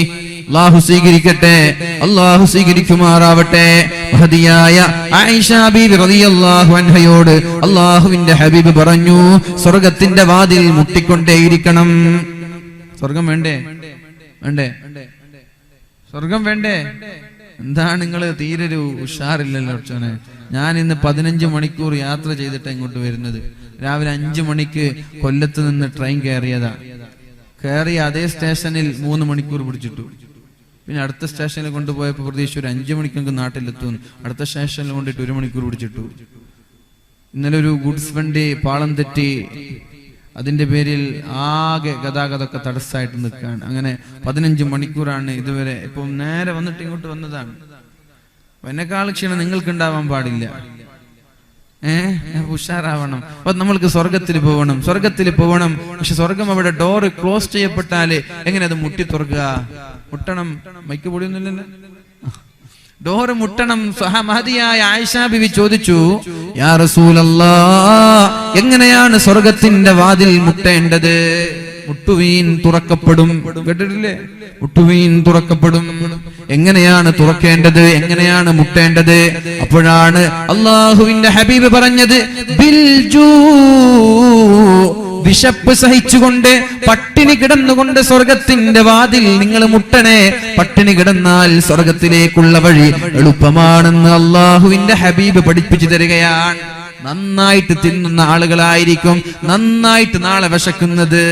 ഇവിടെ നന്നായിട്ട് ഏമ്പക്കം വിടുന്ന ആളുകൾ കല്യാണത്തിനൊക്കെ പോയി ഒരു പ്ലേറ്റ് ഒന്നല്ല 4-5 പ്ലേറ്റും ചിക്കനും മട്ടനൊക്കെ അടിച്ചു മാറി വലിയ കുമ്പയും വലിയ വേറായി നടക്കുന്ന ആളായിരിക്കുന്ന ആൾ ആഖിറത്തിൽ ഏറ്റവും നന്നായി വിശക്കുന്നത് എന്ന് മഹാന്മാരായ പണ്ഡിതന്മാർ പഠിപ്പിച്ചു തരികയാണ്. അപ്പോ സ്വർഗത്തിലേക്കുള്ള എളുപ്പവഴി എന്താ? ബിൽജൂ, വിശപ്പ് സഹിക്കുന്ന ആളുകൾ, ഇടയ്ക്കിടെ നോമ്പ് പിടിക്കുന്ന ആളുകൾക്ക് സ്വർഗത്തിലേക്കുള്ള വഴി എളുപ്പമാണെന്ന് പരിശുദ്ധ റസൂലുള്ളാഹി സല്ലല്ലാഹു അലൈഹി വസല്ലം. എന്നിട്ട് അല്ലാഹുവിന്റെ ഹബീബ് പറഞ്ഞു, ലയ്ഖൂ മജാരിഹി ബിൽജൂ, നിങ്ങളുടെ ശരീരത്തിലേക്ക് പിശാച് കടന്നു വരുന്നുണ്ട്. ശരീരത്തിലേക്ക് പിശാച് കടന്നു വരും. നേരത്തെ പറഞ്ഞുവല്ലോ, ലഉഗ്വിയന്നഹും അജ്മഈൻ, എല്ലാവരെയും ഞാൻ വഴികേടിലാക്കും. അവരുടെ വലതുഭാഗത്തിലൂടെ, പിൻഭാഗത്തിലൂടെ, മുൻഭാഗത്തിലൂടെ, ഇടതുഭാഗത്തിലൂടെ ഞാൻ അവരുടെ ശരീരത്തിലേക്ക് കടക്കും. അവരെ ഞാൻ നന്മയിൽ നിന്ന് തിന്മയിലേക്ക് കൊണ്ടുപോകുമെന്ന് പിശാച് പറഞ്ഞുവല്ലോ. ആ പിശാചിന് ശരീരത്തിലേക്ക് കയറാതിരിക്കാനും അള്ളാഹുവിന്റെ ഹബീബ് പരിഹാരം പറഞ്ഞു. അതാണ് പിശാച് നമ്മുടെ ഞരമ്പിന്റെ ഉള്ളിലൂടെ കടന്നു പോകും. ശരീരത്തിൽ എവിടെയൊക്കെയാണോ ധമനികൾ ഉള്ളത്, എവിടെയൊക്കെയാണോ രക്തം ഒഴുകുന്നത് അവിടെയൊക്കെ പിശാച് കടന്നു പോകും. പക്ഷേ പിശാചിന് കയറാതിരിക്കാനുള്ള ഒരു വഴി വിശപ്പ് സഹിക്കണം, പിശാചിന് കയറാൻ പറ്റൂല. നന്നായി ഭക്ഷണം കഴിക്കുന്ന ആളുകളുടെ ശരീരത്തിലേക്കാണ് ഏറ്റവും കൂടുതൽ പിശാച് കയറിപ്പോവുക. ആരാണോ ഭക്ഷണം നിയന്ത്രിക്കുന്നത് അവന്റെ ശരീരത്തിലേക്ക് പിശാചിന് കയറാൻ പറ്റൂല. അങ്ങനെ പിശാച് കയറിയില്ലെങ്കിലോ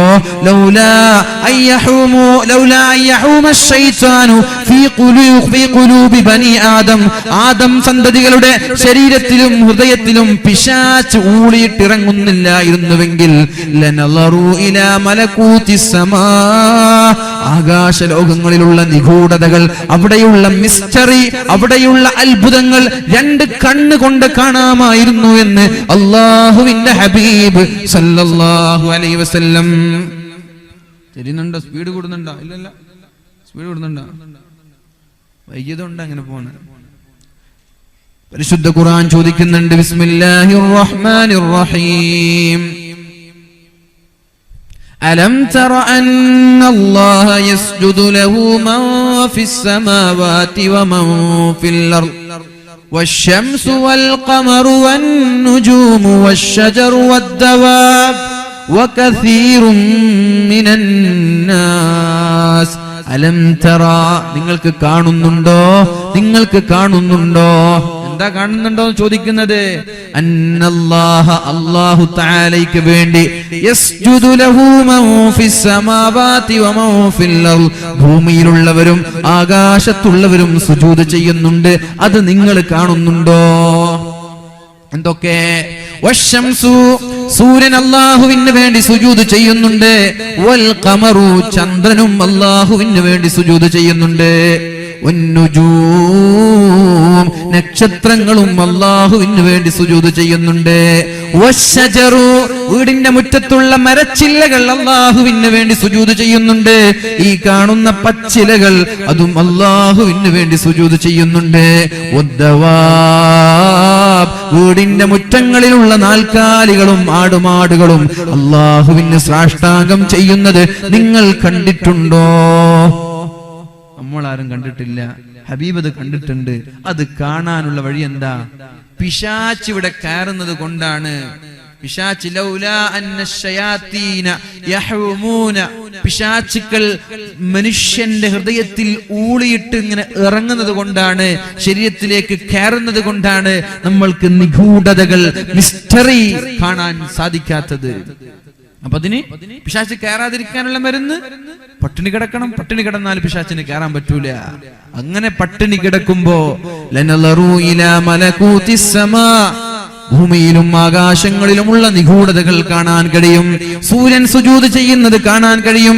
അപ്പോഴാണ് അവർ പറയുന്നത്, കുപ്പിക്കകത്തുള്ള വസ്തുവിനെ പോലെ കാൺമാഞ്ഞ നിങ്ങളെ കൽഭാഗം എന്നോവാർ. വെറുതെയല്ല ഇതൊക്കെ പറയുന്നത്, വെറുതെയല്ല ഇതൊക്കെ പറയുന്നത്. കുപ്പിക്കകത്തുള്ള വസ്തുവിനെ പോലെ നിങ്ങളുടെ ഹൃദയം കാണാൻ സാധിക്കും. യുസബ്ബിഹു ലില്ലാഹി മാ ഫിസ് സമാവാതി വമാ ഫിൽ അർദ് അൽ മലികിൽ ഖുദ്ദൂസിൽ അസീസിൽ ഹകീം. അല്ലാഹുവിന് വേണ്ടി ഭൂമിയിലുള്ള സകലതും തസ്ബീഹ് ചെല്ലുന്നുണ്ട്. മരങ്ങൾ തസ്ബീഹ് ചെല്ലുന്നുണ്ട്, വൃക്ഷങ്ങൾ തസ്ബീഹ് ചെല്ലുന്നുണ്ട്, ചരൽക്കല്ലുകൾ തസ്ബീഹ് ചെല്ലുന്നുണ്ട്. സിദ്ദീഖ് തങ്ങളുടെ കൈകളിൽ നിന്ന്, അല്ലാഹുവിന്റെ ഹബീബിന്റെ കൈകളിൽ നിന്ന് ചരൽക്കല്ലുകൾ തസ്ബീഹ് ചെല്ലിയത് കേട്ടിട്ടുണ്ടല്ലോ. ഇത് കാണും ആർക്ക്? ശരീരത്തിൽ നിന്ന് പിശാചിനെ അകറ്റിയവർക്ക്. എങ്ങനെയാണ് പിശാചിനെ അകറ്റുന്നത്? ശരീരത്തിലേക്ക് പിശാച് കയറാതിരിക്കാൻ പട്ടിണി കിടക്കണേ. നമ്മുടെ ഉമ്മമാർക്കൊരു പരാതിയുണ്ട്, എന്റെ മകൻ തീരെ തിന്നുന്നില്ല. പൊന്നുമ്മമാരെ, നിങ്ങളായിട്ട് അങ്ങനെ തിന്നിക്കണ്ട. തിന്നിട്ട് എന്താ കിട്ടാൻ പോകുന്നത്? എനിക്ക് ഏറ്റവും വെറുപ്പുള്ളൊരു വിഷയമാണത്. നമ്മളെ കഥ പറയട്ടെ. ഞാൻ വയലിന് പോയാല് ഭക്ഷണം ഫുള്ള് റെഡി ആയിരിക്കും, ഒരു ടേബിൾ മൊത്തം ഭക്ഷണമായിരിക്കും. നമ്മൾക്കാണെങ്കിൽ ഒരു ലിമിറ്റ് ഉണ്ടല്ലോ കഴിക്കാൻ. അപ്പൊ നാലാള് നാല് ഭാഗത്തു നിന്ന് വരും. ഒരാൾ വലിയൊരു ചിക്കന്റെ കഷ്ണം എടുത്തിട്ട് ഇവിടെ ഇടും, മറ്റൊരാൾ മട്ടൻ ഇടും, പിന്നെ ഒരാൾ വലിയൊരു മീൻ എടുത്തിട്ടിടും, പിന്നെ ഒരാൾ ബിരിയാണി എടുത്തിടും, പിന്നെ ഒരാൾ ചപ്പ്. ഇതൊക്കെ തിന്ന് തീർക്കണ്ടേ? നമ്മൾ തന്നെ വേറെ പറയും, ഭക്ഷണം കഴിച്ചിട്ട് നല്ല വൃത്തിയായി പ്ലേറ്റ് ഒക്കെ വടിച്ച് കഴിക്കണം. ഇത് പകുതി കഴിക്കുമ്പോൾ തന്നെ വേറെ ഫുള്ള്, പിന്നെ ഒരു കഷ്ണം വയറ്റിലേക്ക് പോകില്ല. പിന്നെ അതങ്ങനെ വൃത്തിയാക്കാൻ പറ്റുമോ, അത് തീർക്കാൻ പറ്റുമോ, പിന്നെ അത് കളയും. ഇത് കളയുമ്പോൾ ഫോട്ടോ എടുക്കും. ഉസ്താദ് വേണം പറഞ്ഞിട്ട് ഭക്ഷണം ബാക്കി വെക്കല്ലേ. ഇതൊക്കെ നാട്ടിൽ നടക്കുന്നത്. അതുകൊണ്ട് ദയവച്ച് ഇത് തിന്നാൻ ആരെയും നിർബന്ധിക്കരുത്. ഉമ്മമാര് മക്കളെയും തിന്നാൻ നിർബന്ധിക്കരുത്. അവര് വിശപ്പുണ്ടാകുമ്പോ കരയും. കുട്ടികൾക്ക് എപ്പോഴാ വിശപ്പ് വരുന്നത്, അപ്പൊ അവർ കരയും, അപ്പൊ കൊടുത്താൽ മതി. നമ്മളായിട്ട് ഇങ്ങനെ തള്ളിക്കയറ്റുന്ന ഉമ്മമാര് ഞാൻ എത്രയോ കണ്ടിട്ടുണ്ട്. അങ്ങനെ എന്തൊക്കെയാണ് സിനിമയൊക്കെ വെച്ചു കൊടുക്കുക, പോകോ ചാനലൊക്കെ വെച്ചു കൊടുക്കുക, തോളത്തിരുത്തിട്ട് പോകോ ചാനൽ വെച്ചിട്ട് അത് കണ്ടോ ഇത് കണ്ടോ എന്ന് പറഞ്ഞു. അത് കാണുന്നതിനിടയിൽ തൊള്ളയിൽ ഇങ്ങനെ തിരികെ കയറ്റ. എന്താണ് ഇതിന്റെ ആവശ്യം? കുട്ടി വിശന്നാ കുട്ടി കരയും, അപ്പൊ കൊടുത്താൽ മതി. ഭക്ഷണം എത്ര കൂടുതൽ കഴിക്കുന്നുണ്ടോ അത്രയും രോഗമാണ് ശരീരത്തിലേക്ക് കടന്നു വരുന്നത്. ഭക്ഷണം എത്ര നിയന്ത്രിക്കുന്നുണ്ടോ അത്രയും ശരീരം ഹെൽത്തി ആയിരിക്കും, ആരോഗ്യമുണ്ടാകും. എന്നാൽ തീരെ കഴിക്കണ്ടെന്നല്ലേ പറഞ്ഞതിന്റെ അർത്ഥം. നാളെ പെൺകുട്ടികളൊക്കെ പെൺകുട്ടികൾക്ക് ഒരു സ്വഭാവം ഉണ്ടെന്ന ഡയറ്റിങ്, സ്ലിം ബ്യൂട്ടി ആവാൻ വേണ്ടിയിട്ട് ഭക്ഷണം കഴിക്കാതിരിക്കാൻ. കുഴപ്പമില്ല, പക്ഷേ അവർക്ക് എങ്ങനെയാണ് ഈ ഡയറ്റിങ് ചെയ്യേണ്ടതെന്ന് അറിയില്ല. നാസ്ത കഴിക്കാതെ പോകും, ഉച്ചയ്ക്ക് ഭക്ഷണം കഴിക്കൂല, രാത്രി അടിച്ചു മാറും. നാസ്ത എന്ന് പറഞ്ഞ ഏറ്റവും പ്രധാനപ്പെട്ട ഭക്ഷണമാണ്. നാസ്ത ഏറ്റവും പ്രധാനപ്പെട്ട, അത് കഴിച്ചേ പറ്റൂ. അതുകൊണ്ടല്ലേ അല്ലാഹുവിന്റെ ഹബീബ് പറഞ്ഞത്, തസഹറൂ ഫഇന്ന ഫീഹി ബറക. നിങ്ങൾ അത്താഴം കഴിക്കണേ, ജൂതന്മാരെ പോലെ അത്താഴം കഴിക്കാതെ നോമ്പ് നോക്കല്ല. ജൂതന്മാർ അത്താഴം കഴിക്കാതെ നോമ്പ് നോക്കുക. ചെറുപ്പക്കാരൊക്കെ പറയും, ഞാൻ ആരാ മോൻ, ഞാൻ ഇന്ന് അത്താഴം കഴിക്കാതെ നോമ്പ് നോക്കിയത്, അതൊരു ക്രെഡിറ്റ് ആയിട്ടൊന്നും കാണണ്ട. അത്താഴം കഴിച്ചിട്ട് നോമ്പ് നോക്കുക, എന്നിട്ട് ക്രെഡിറ്റ് ആക്ക്, ഞാൻ അത്താഴം കഴിച്ചിട്ടുണ്ട്. എന്തേ നബി തങ്ങൾ 1400 വർഷങ്ങൾക്ക് മുമ്പ് അത് പറഞ്ഞത്? പ്രാതൽ അത് കഴിച്ചേ പറ്റൂ എന്നാണ് നമ്മുടെ ആരോഗ്യ വിദഗ്ധന്മാർ പറയുന്നത്. പ്രാതൽ കഴിച്ചില്ലെങ്കിൽ ബ്രെയിനിന് പ്രശ്നം വരുന്ന, അത് ബ്രെയിനിന്റെ ഭക്ഷണമാണത്, ബ്രേക്ക്ഫാസ്റ്റ്. അതുകൊണ്ട് സഹോദരിമാർ, ഡേറ്റിംഗ് എന്നും പറഞ്ഞിട്ട് എങ്ങനെയാണ് ഡേറ്റിംഗ് ചെയ്യേണ്ടത്, എന്താണ് കഴിക്കേണ്ടത്, എന്താണ് കഴിക്കാൻ പാടില്ലാത്തത്, ഇതൊന്നും അറിയാത്ത സ്വന്തമായിട്ടൊരു തീരുമാനത്തിലൂടെ ഡേറ്റിംഗ് നടത്തിയാൽ മിക്കവാറും രോഗത്തിലേക്കാ പോവുക. പിന്നെ ആയിരിക്കും അൾസർ വരുന്നത്, പിന്നെ ആയിരിക്കും മറ്റുള്ള അസുഖങ്ങളൊക്കെ വരുന്നത്. അതുകൊണ്ട് വ്യക്തമായ ഒരു ഡയറ്റീഷ്യന്റെ അല്ലെങ്കിൽ ഒരു ഡോക്ടറുടെ നിർദ്ദേശപ്രകാരം ഡേറ്റിംഗ് കുഴപ്പമില്ല. നമ്മൾ അറിയാതെ നമ്മളായിട്ട് തീരുമാനിക്കേണ്ട. സഹോദരിമാർ, ഏതായാലും ഭക്ഷണം നമ്മൾ നിയന്ത്രിക്കുക. മക്കൾക്കൊക്കെ തിരുകിക്കയറ്റുന്ന സ്വഭാവം നിർത്തുക. അവര് ഭക്ഷണം വിശക്കുന്ന സമയത്ത് എന്തായാലും വരും. എങ്ങനെ വിശക്കുക? ഇപ്പുറത്തുണ്ട് കാഡ്ബറീസ്, സ്നിക്കർ ഉണ്ട്, ബൗണ്ടി ഉണ്ട്, പിന്നെ എന്താണ് മാർസും ജൂപ്പിറ്ററും ഒക്കെ ഉണ്ട്. പിന്നെ ഇതൊക്കെ കഴിക്കുക, 24 മണിക്കൂർ ഇത് കഴിക്കുക. എന്നിട്ട് ഉമ്മ പറയാ ഭക്ഷണം കഴിക്കുന്നില്ല. നാസ്തയുടെയും അതേപോലെ ലഞ്ചിന്റെയും ഇടയിൽ 4-5 കാഡ്ബറി കഴിച്ചു വേറെ നിറഞ്ഞിട്ടുണ്ട്. എന്നിട്ട് ഉച്ചയ്ക്ക് ഭക്ഷണം കൊടുക്കുമ്പോ എനിക്ക് വേണ്ട, എന്തേ വേറെ നിറഞ്ഞിരിക്കുന്നു. എന്നിട്ട് ഉമ്മ പറയാം ഒന്നും കഴിക്കുന്നില്ല. അപ്പൊ ഇതുവരെ കഴിച്ച ബോണ്ടിയൊക്കെ എവിടെ പോയി? ഇതുവരെ കഴിച്ച സ്നിക്കറൊക്കെ എവിടെ പോയി? ചോക്ലേറ്റ് എവിടെ പോയി? അതുകൊണ്ട് ഉമ്മമാരെ, മക്കളെ ചെറുപ്പത്തിൽ തന്നെ ഭക്ഷണം നിയന്ത്രിക്കാൻ സൂക്ഷിക്കണം, പഠിപ്പിക്കണം. ഒരുപാട് കഴിക്കലിൽ ആരോഗ്യമില്ല. കുറച്ച് കഴിക്കുമ്പോഴാണ് ആരോഗ്യമുണ്ടാകുന്നത്. അങ്ങനെ കഴിക്കുമ്പോഴാണ് പിശാച് ശരീരത്തിലേക്ക് കയറാതിരിക്കുന്നത്. വേറെ ഒരു കാര്യം പറഞ്ഞു റസൂലുള്ളാഹി സ്വല്ലല്ലാഹു അലൈഹി വസല്ലം, നിങ്ങൾ ഉറങ്ങാൻ കിടക്കുന്ന സമയത്ത് ഭാര്യയും ഭർത്താവും മുറിയിലേക്ക് കടന്നു പോകുമ്പോൾ ഒരു ദിക്ർ ചൊല്ലണേ.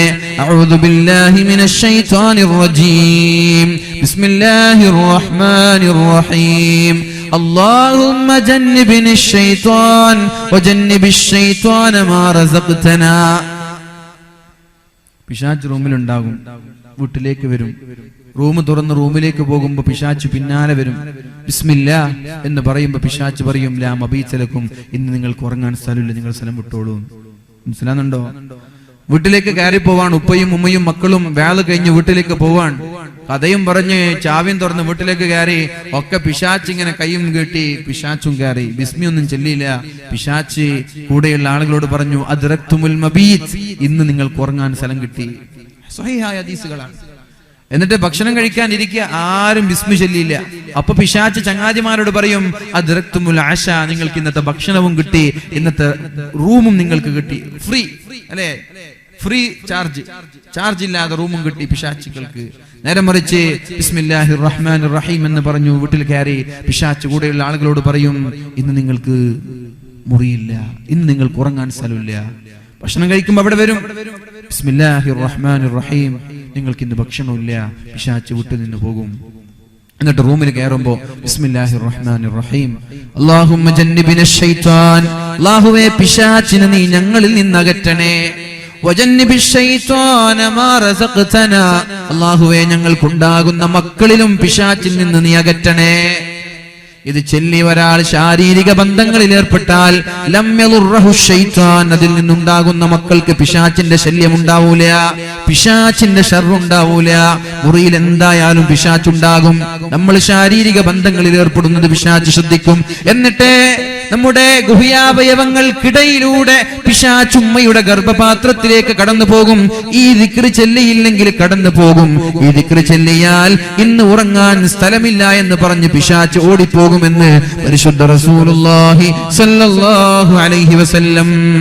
പിശാചിനകറ്റാനുള്ള മാർഗം അഊദു ബില്ലാഹി മിനശ് ശൈത്വാനിർ റജീം ബിസ്മില്ലാഹിർ റഹ്മാനിർ റഹീം അല്ലാഹുമ്മ ജന്നിബിനശ് ശൈത്വാൻ വജന്നിബിശ് ശൈത്വാന മാ റസഖ്തനാ. ഇതെപ്പോ ചൊല്ലേണ്ട ദിക്റാ? എപ്പോ ചൊല്ലേണ്ട ദിക്റാ?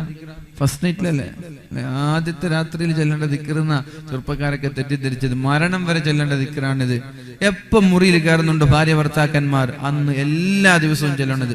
ആദ്യത്തെ ദിവസവും കല്യാണത്തിന്റെ ചെറുപ്പക്കാരെ വിളിക്കും, ഉസ്താദെ അല്ല ദിക്റൊന്ന് പറഞ്ഞുതരോ, എഴുതി കൊടുത്ത് മലയാളത്തിലും അറബിയിലൊക്കെ എഴുതിയിട്ട് ആദ്യത്തെ ദിവസം ഒരു പക്ഷെ പറയുന്നുണ്ടാകും. സത്യം പറഞ്ഞാൽ ആദ്യത്തെ ദിവസത്തിൽ പറയേണ്ട ആവശ്യമില്ല എന്ന് എനിക്ക് തോന്നുന്നത്, അല്ലേ? ശാരീരിക ബന്ധങ്ങളിൽ ഏർപ്പെടുന്ന സമയങ്ങളിൽ ഇത് ചൊല്ലിയിരിക്കണം. അത് മരണം വരെ, ഖിയാമത്ത് നാൾ വരെ. അന്ന് ഏതെങ്കിലും ഒരു ദിവസം മറന്നുപോയി അന്നാണ് നമ്മൾക്ക് കുട്ടി ഉണ്ടാകുന്നതെങ്കിൽ ആ കുട്ടിക്ക് പിശാചിന്റെ ബാധ ഉണ്ടാകും. ബാധ മീൻസ് ഇങ്ങനെ അലോസരമായി അപസ്മാരുണ്ടാകും എന്നതല്ല അതിന്റെ അർത്ഥം. പിശാചിന്റെ ശല്യം, പിശാചവനെ തിന്മയിലേക്ക് കൊണ്ടുപോകും എന്നാണ് അതിന്റെ അർത്ഥം. അപ്പൊ ഭർത്താവിന് മറന്നുപോയാൽ ഭാര്യ ഓർമ്മിപ്പിക്കണം, ഇന്ന് നിങ്ങൾ ദിക്ർ ചൊല്ലിയിട്ടില്ല. അപ്പൊ ഇങ്ങനെയൊക്കെ പിശാചിനകറ്റണം. അല്ലാഹു തൗഫീഖ് ചെയ്യട്ടെ. നമ്മൾ ചർച്ച ചെയ്തു വരുന്നത് ദവാഉൽ ഖൽബി ഖംസത്തു അഷിയാ, 5 കാര്യങ്ങളാണ് മനുഷ്യന്റെ ഹൃദയങ്ങളിലെ രോഗങ്ങൾക്ക് ചികിത്സ നൽകുന്നത്. ഒന്നാമത്തേത് ഖുർആൻ ഓതലാണ്. രണ്ടാമത്തേത് ഖലാഉൽ ബത്നി, നമ്മുടെ വയറ് ഖാലിയായിരിക്കലാണ്, നിറയാതെ പട്ടിണി കിടക്കലാണ്. മൂന്നാമത്തെ മരുന്ന് ഞാൻ ചോദിക്കേ, ലാസ്റ്റ് ഞാൻ ചോദിക്കുക 5 എണ്ണം. ആദ്യം പറഞ്ഞ ആൾക്ക് സമ്മാനം ഉണ്ടാകും. സംഘാടകരായിരിക്കും സമ്മാനം തരുന്നത്. ഖിയാമുൽ ലൈൽ, രാത്രിയിൽ നിങ്ങൾ തഹജ്ജുദ് നിസ്കരിക്കണം. മൂന്നാമത്തെ മരുന്ന് തഹജ്ജുദ് നിസ്കരിക്കണം. കണ്ണേറിൽ നിന്ന് രക്ഷപ്പെടാം, അസൂയയിൽ നിന്ന് രക്ഷപ്പെടാം. തഹജ്ജുദ്, ഒരു മനുഷ്യൻ തഹജ്ജുദ് നിസ്കരിച്ചാൽ അവന്റെ മുഖത്ത് പ്രകാശമുണ്ടാകുമെന്നും മഹാന്മാരായ പണ്ഡിതന്മാർ അല്ലാഹുവിന്റെ ഹബീബ് സല്ലല്ലാഹു അലൈഹി വസല്ലം തങ്ങളും പഠിപ്പിക്കുന്നുണ്ട്. തഹജ്ജുദ് നിസ്കരിക്കുന്ന ആളുകളുടെ മുഖത്ത് പ്രകാശമുണ്ടാകും. അവന്റെ അഭിമാനം തഹജ്ജുദ് നിസ്കരിക്കലാണ്. അതുകൊണ്ട് സഹോദരിമാരെ, രാത്രി ഒന്ന് തഹജ്ജുദ് നിസ്കരിക്കാൻ എണീക്കണേ. റഹിമല്ലാഹു റജുലൻ, ഒരു പുരുഷന്, ഒരു ചെറുപ്പക്കാരന്, ഒരു ഭർത്താവിന് അല്ലാഹു റഹ്മത്ത് ചെയ്യട്ടെ. ഏത് ഭർത്താവാണത്? കിടന്നുറങ്ങുന്ന ഭാര്യയെ അയാൾ വിളിക്കുന്നു, ബാത്റൂമിൽ ചെല്ലുന്നു, വുളൂ ചെയ്യുന്നു. എന്നിട്ട് തന്റെ ഉറങ്ങിക്കിടക്കുന്ന ഭാര്യയുടെ മുഖത്തേക്ക് വെള്ളം കുടഞ്ഞു ഭാര്യയോട് എണീക്കാൻ പറയുന്നു. ഫസല്ലയാ മഅൻ, രണ്ടുപേരും എണീറ്റ് തഹജ്ജുദ് നിസ്കരിക്കുന്നു. ആ ഭാര്യ ഭർത്താക്കന്മാർക്കിടയിൽ അല്ലാഹു റഹ്മത്ത് ചെയ്യട്ടെ എന്ന് പരിശുദ്ധ റസൂലുള്ളാഹ്. ഉമ്മ മാത്രം നിസ്കരിച്ചാൽ മതിയോ? ഉപ്പ മാത്രം നിസ്കരിച്ചാൽ മതിയോ? പോരാ. ഉപ്പ എണീറ്റാൽ ഭാര്യയെ വിളിക്കണം, ഉമ്മ എണീറ്റാൽ ഉപ്പയെ വിളിക്കണം. രണ്ടുപേരും റഹിമല്ലാഹു റജുലൻ, ഒരു ഭർത്താവിന് അല്ലാഹു റഹ്മത്ത് ചെയ്യട്ടെ. ഉറങ്ങിക്കിടക്കുന്ന ഭാര്യയെ വിളിക്കുകയും രണ്ടുപേരും തഹജ്ജുദ് നിസ്കരിക്കുകയും ചെയ്യുന്ന ദമ്പതികളിൽ അല്ലാഹുവിന്റെ റഹ്മത്തുണ്ടാകുമെന്ന് പരിശുദ്ധ റസൂലുള്ളാഹ്. ഇനി ഭർത്താവ് ഉറങ്ങിക്കിടക്കുകയാണ്. ഭാര്യ അലാം വെച്ചുകൊണ്ട് 4:45 എണീക്കുന്നു. പെട്ടെന്ന് വുളൂ ചെയ്യുന്നു. എന്നിട്ട് കിടന്നുറങ്ങുന്ന ഭർത്താവിനെ വിളിക്കുന്നു. ഭർത്താവ് എണീക്കാതിരിക്കുമ്പോൾ ബാത്റൂമിൽ ചെന്ന് അല്പം വെള്ളം കൊണ്ടുവന്ന് ഭർത്താവിന്റെ മുഖത്തേക്ക് കുടയുന്നു. എന്നിട്ട് രണ്ടുപേരും തഹജ്ജുദ് നിസ്കരിക്കുന്നു. ഈ ഭാര്യയ്ക്കും ഭർത്താവിനും അല്ലാഹുവിന്റെ റഹ്മത്തുണ്ടാവട്ടെ എന്ന് അല്ലാഹുവിന്റെ ഹബീബ് സല്ലല്ലാഹു അലൈഹി വസല്ലം 1400 വർഷങ്ങൾക്ക് മുമ്പ് പഠിപ്പിക്കുകയാണ്. അതുകൊണ്ട് നിങ്ങൾ ഖിയാമുൽ ലൈലി തഹജ്ജുദ് നിസ്കരിക്കണം. സ്വർഗത്തിലേക്കുള്ള എളുപ്പവഴി അല്ലാഹുവിന്റെ ഹബീബ് പറഞ്ഞു തന്നപ്പോ റസൂലുള്ളാഹി സ്വല്ലല്ലാഹു അലൈഹി വസല്ലം പറഞ്ഞത് വസല്ലൂ ബിൽ ലൈലി വന്നാസു നിയാം, ആളുകളെല്ലാം ഉറങ്ങിക്കിടക്കുമ്പോ 2 റക്അത്ത് തഹജ്ജുദ് നിസ്കരിക്കാൻ നിങ്ങൾ തയ്യാറായാൽ തദ്ഖുലുൽ ജന്നത ബിസലാം, സ്വർഗ്ഗത്തിലേക്ക് പുഷ്പം പോലെ നിങ്ങൾക്ക് കടന്നു പോകാം. മക്കളെ വിളിക്കണം, ഭാര്യയും ഭർത്താവും എണീക്കണം, മക്കളെ വിളിക്കണം. സല്ലൂ ബില്ലൈലി വന്നാസു നിയാം, ജനങ്ങളെല്ലാം ഉറങ്ങിക്കിടക്കുന്ന സമയങ്ങളിൽ തഹജ്ജുദിന്റെ സമയത്ത്, അത്താഴ സമയത്ത് 2 പേരും എണീറ്റുകൊണ്ട് 2 റക്അത്ത് തഹജ്ജുദ് നിസ്കരിച്ചാൽ തദ്ഖുലുൽ ജന്നത ബിസലാം, വളരെ സന്തോഷത്തോടെ സ്വർഗ്ഗത്തിലേക്ക് കടന്നു പോകാമെന്ന് പരിശുദ്ധ റസൂലുള്ളാഹി സ്വല്ലല്ലാഹു അലൈഹി വസല്ലം. അതുമാത്രമല്ല, സ്വർഗ്ഗത്തിലൊരു മനോഹരമായ വീടുണ്ട്, മനോഹരമായ ഭവനമുണ്ട്. സ്വർഗ്ഗത്തിൽ ഒരു സുന്ദരമായ വീടുണ്ട്. അതിന്റെ പുറത്തു നിന്ന് നോക്കിയാൽ അകത്തളങ്ങളിൽ കാണും, അകത്തു നിന്ന് നോക്കിയാൽ പുറത്തു നിന്ന് എല്ലാ കാര്യങ്ങളും വീക്ഷിക്കാൻ പറ്റുന്ന മനോഹരമായ കൊട്ടാരം അവിടെയുണ്ട്. അത് തഹജ്ജുദ് നിസ്കരിക്കുന്ന ആളുകൾക്ക് അല്ലാഹു തയ്യാറാക്കി വെച്ചിരിക്കുകയാണ് എന്ന് ഹദീസുകളിൽ കാണാൻ സാധിക്കുന്നുണ്ട്. അതുകൊണ്ട് തഹജ്ജുദ് നിസ്കാരം ഒരു മനുഷ്യന്റെ അഭിമാനമാണ്. ഷറഫുൽ മുഅ്മിൻ, മുഅ്മിനിന്റെ അഭിമാനമാണ് തഹജ്ജുദ് എന്ന് പറഞ്ഞാൽ. അവന് പ്രത്യേക മുഖത്തിനൊരു ലക്ഷണം ഉണ്ടാകും. അല്ലാഹു നമ്മൾക്കൊക്കെ തൗഫീഖ് ചെയ്യട്ടെ, അല്ലാഹു തൗഫീഖ് ചെയ്യട്ടെ. അപ്പൊ 3-ാമത്തെ മരുന്ന് ഖിയാമുൽ ലൈൽ, 4-ാമത്തെ മരുന്ന് വത്തളറു ഇൻദ സഹരി, അത്താഴ സമയത്ത് തഹജ്ജുദിന് എണീറ്റാൽ മാത്രം പോരാ, അല്ലാഹുവിനോട് താണുകേണ് കരയണം. നമ്മൾ എണീക്കാറുണ്ട്, ദുആ ചെയ്യാൻ നമ്മൾക്ക് മടിയാണല്ലേ, അല്ലേ? ദുആ ചെയ്യും, അൽഹംദുലില്ലാഹി അൽഹംദുലില്ലാഹി റബ്ബിൽ ആലമീൻ, ഇങ്ങനെ ദുആ ചെയ്തു. തളറു എന്ന് പറഞ്ഞാൽ താണുകേണ് കരയണം. നബി തങ്ങളെ അറഫ ദിവസം ദുആ ചെയ്തിട്ട് നബി തങ്ങളുടെ മുണ്ടും നബി തങ്ങളുടെ ശരീരത്തിൽ ഉണ്ടാകുന്ന വസ്ത്രം എടുക്കാൻ നിലത്ത് വീണു. അപ്പൊ സ്വഹാബാക്കൾ പറഞ്ഞു, ഇതാണ് കേണപേക്ഷിക്കൽ എന്ന് പറഞ്ഞാൽ, ഇതാണ് ഇബ്തിഹാൽ, ഇതാണ് തളറു, ഇങ്ങനെയാണ് ദുആ ചെയ്യേണ്ടത്. ദുആ ചെയ്തു കൈകൾ ഉയർത്തി ഉയർത്തി ഉയർത്തി നബി തങ്ങളുടെ കക്ഷത്തിന്റെ വെളുപ്പ് സ്വഹാബാക്കൾക്ക് കാണാനിടയായി. അത് തളറുഇന്റെ, വിനയത്തിന്റെ, ഇബ്തിഹാലിന്റെ, കേണപേക്ഷയുടെ ഒരു വഴിയാണ്. കരഞ്ഞു ദുആ ചെയ്യണം, റബ്ബിനോട് പറയണം സർവ്വതും, അല്ലാഹുവിനോട് തുറന്നു പറയണം. ഭർത്താവിനോട് തുറന്നു പറഞ്ഞാൽ ഒരു പക്ഷേ ഭർത്താവ് നാളെ എന്തെങ്കിലും കാര്യത്താൽ തെറ്റിപ്പോയാൽ നാട്ടുകാരോട് പറഞ്ഞെടുക്കും. ഭാര്യയോട് പറഞ്ഞാൽ എന്തെങ്കിലും കാര്യത്താൽ ആ ദാമ്പത്യ ജീവിതത്തിൽ ഒരു വിള്ളൽ വീണാൽ ആ പ്രശ്നം ഭാര്യ ഭർത്താവിന്റെ കുറവുകൾ മറ്റുള്ളവരോട് പറഞ്ഞെടുക്കും. ആരോടും പറയാതെ എല്ലാം മറച്ചു വെക്കുന്ന സർവശക്തനായ റബ്ബിനോട് നമ്മുടെ ജീവിതത്തിന്റെ തുടക്കം മുതൽ ഒടുക്കം വരെ ചെയ്തു വെച്ച എല്ലാ തിന്മകൾ, വൻദോഷങ്ങൾ, ചെറുദോഷങ്ങൾ പറയാൻ തയ്യാറായാൽ ഉദ്ഉനി അസ്തജിബ് ലക്കും, നിങ്ങൾ എന്നോട് ദുആ ചെയ്യ്, ഞാൻ നിങ്ങൾക്ക് ഉത്തരം നൽകാൻ തയ്യാറായിരിക്കുകയാണ്. എന്റെ കരങ്ങൾ ഇതാ ഞാൻ നീട്ടിയിരിക്കുന്നു. ഇന്നല്ലാഹ യബ്സുതു യദഹു ഫിൽ ലൈൽ, രാത്രിയിൽ അല്ലാഹു കൈ നീട്ടിയിരിക്കുന്നത് പകലിൽ ചെയ്ത തെറ്റുകൾ അള്ളാഹുവിനോട് പറഞ്ഞ് മാപ്പ് ചോദിക്കാനാണ്. രാത്രി ഇപ്പൊ അള്ളാഹു കൈനീട്ടിരിക്കുക, അള്ളാഹുവിന്റെ 2 കരങ്ങൾ ഇങ്ങനെ നീട്ടിയിരിക്കുക. എന്തിന്? ഇന്ന് സുബഹി മുതൽ മഗ്രിബ് വരെയുള്ള സമയത്ത് നമ്മൾ ചെയ്ത ഹറാമുകളൊക്കെ പടച്ച റബ്ബിനോട് പറയാൻ വേണ്ടി. നിങ്ങൾ പറയ്,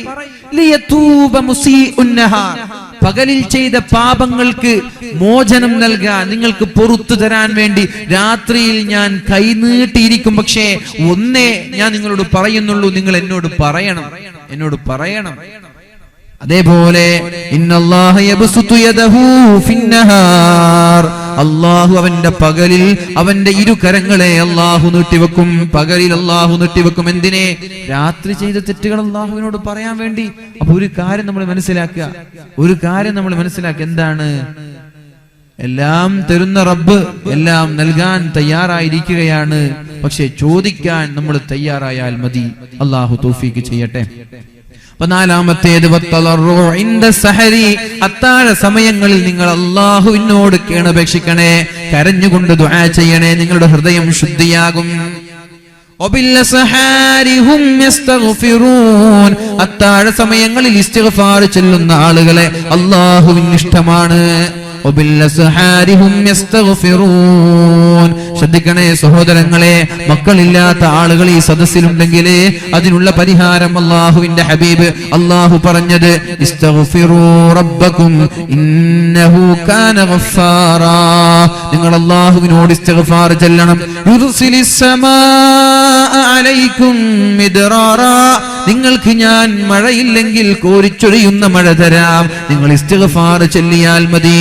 വയുംദിദുകും ബിഅംവാലിൻ വബനീൻ, ജോലിയില്ലാത്ത ആളുകൾക്ക് ജോലി തരാം, സാമ്പത്തികമായി പ്രയാസങ്ങൾ അനുഭവിക്കുന്ന ആളുകൾക്ക് സാമ്പത്തികമായി സഹായം നൽകാം, മക്കളില്ലാത്ത ആളുകൾക്ക് മക്കളെ നൽകി ഞാൻ സഹായിക്കാം. നിങ്ങൾ ചെയ്യേണ്ടത് ഒന്നേ ഒന്ന് മാത്രമാണ്. അതെന്താണ്?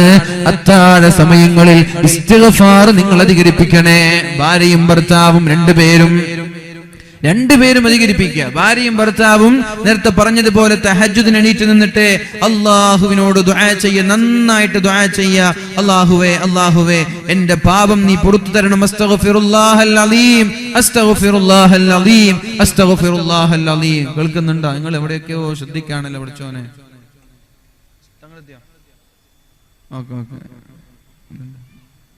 ഓക്കെ പ്രശ്നമില്ല. നിങ്ങൾ ഇവിടെ ശ്രദ്ധിക്കുക. ഞാൻ നിർത്താൻ പോണു, കുറച്ചേ ഉള്ളൂ. ഇവിടെ ശ്രദ്ധിക്കുക. മക്കളില്ലാത്ത ആളുകളുണ്ടോ സദസ്സിൽ? എവിടെ പോയാലും ഒരുപാട് ആളുകൾ ദുആ ചെയ്യാൻ പറയാറുണ്ട്. ഉസ്താദെ, കല്യാണം കഴിഞ്ഞിട്ട് 5 വർഷമായി കുട്ടികളില്ല, 2 വർഷമായി കുട്ടികളില്ല, 10 വർഷമായി കുട്ടികളില്ല, 15 വർഷമായി കുട്ടികളില്ല. അപ്പൊ ഡോക്ടർമാരല്ല കുട്ടികളെ നൽകുന്നത് അല്ലാഹുവാണ്. കുട്ടി നൽകുന്നത് അല്ലാഹുവാണ്. നമ്മുടെ അധ്വാനം അതിന്റെ ചെറിയൊരു ഭാഗം മാത്രമാണ്. അതൊരു സബബാണ്. മക്കൾ തരുന്നത് അല്ലാഹുവാണ്. മഹാനായ കണ്ണിയത്ത് ഉസ്താദിന്റെ അടുത്തേക്ക് ഒരാൾ കടന്നു വന്നു. ഉസ്താദെ,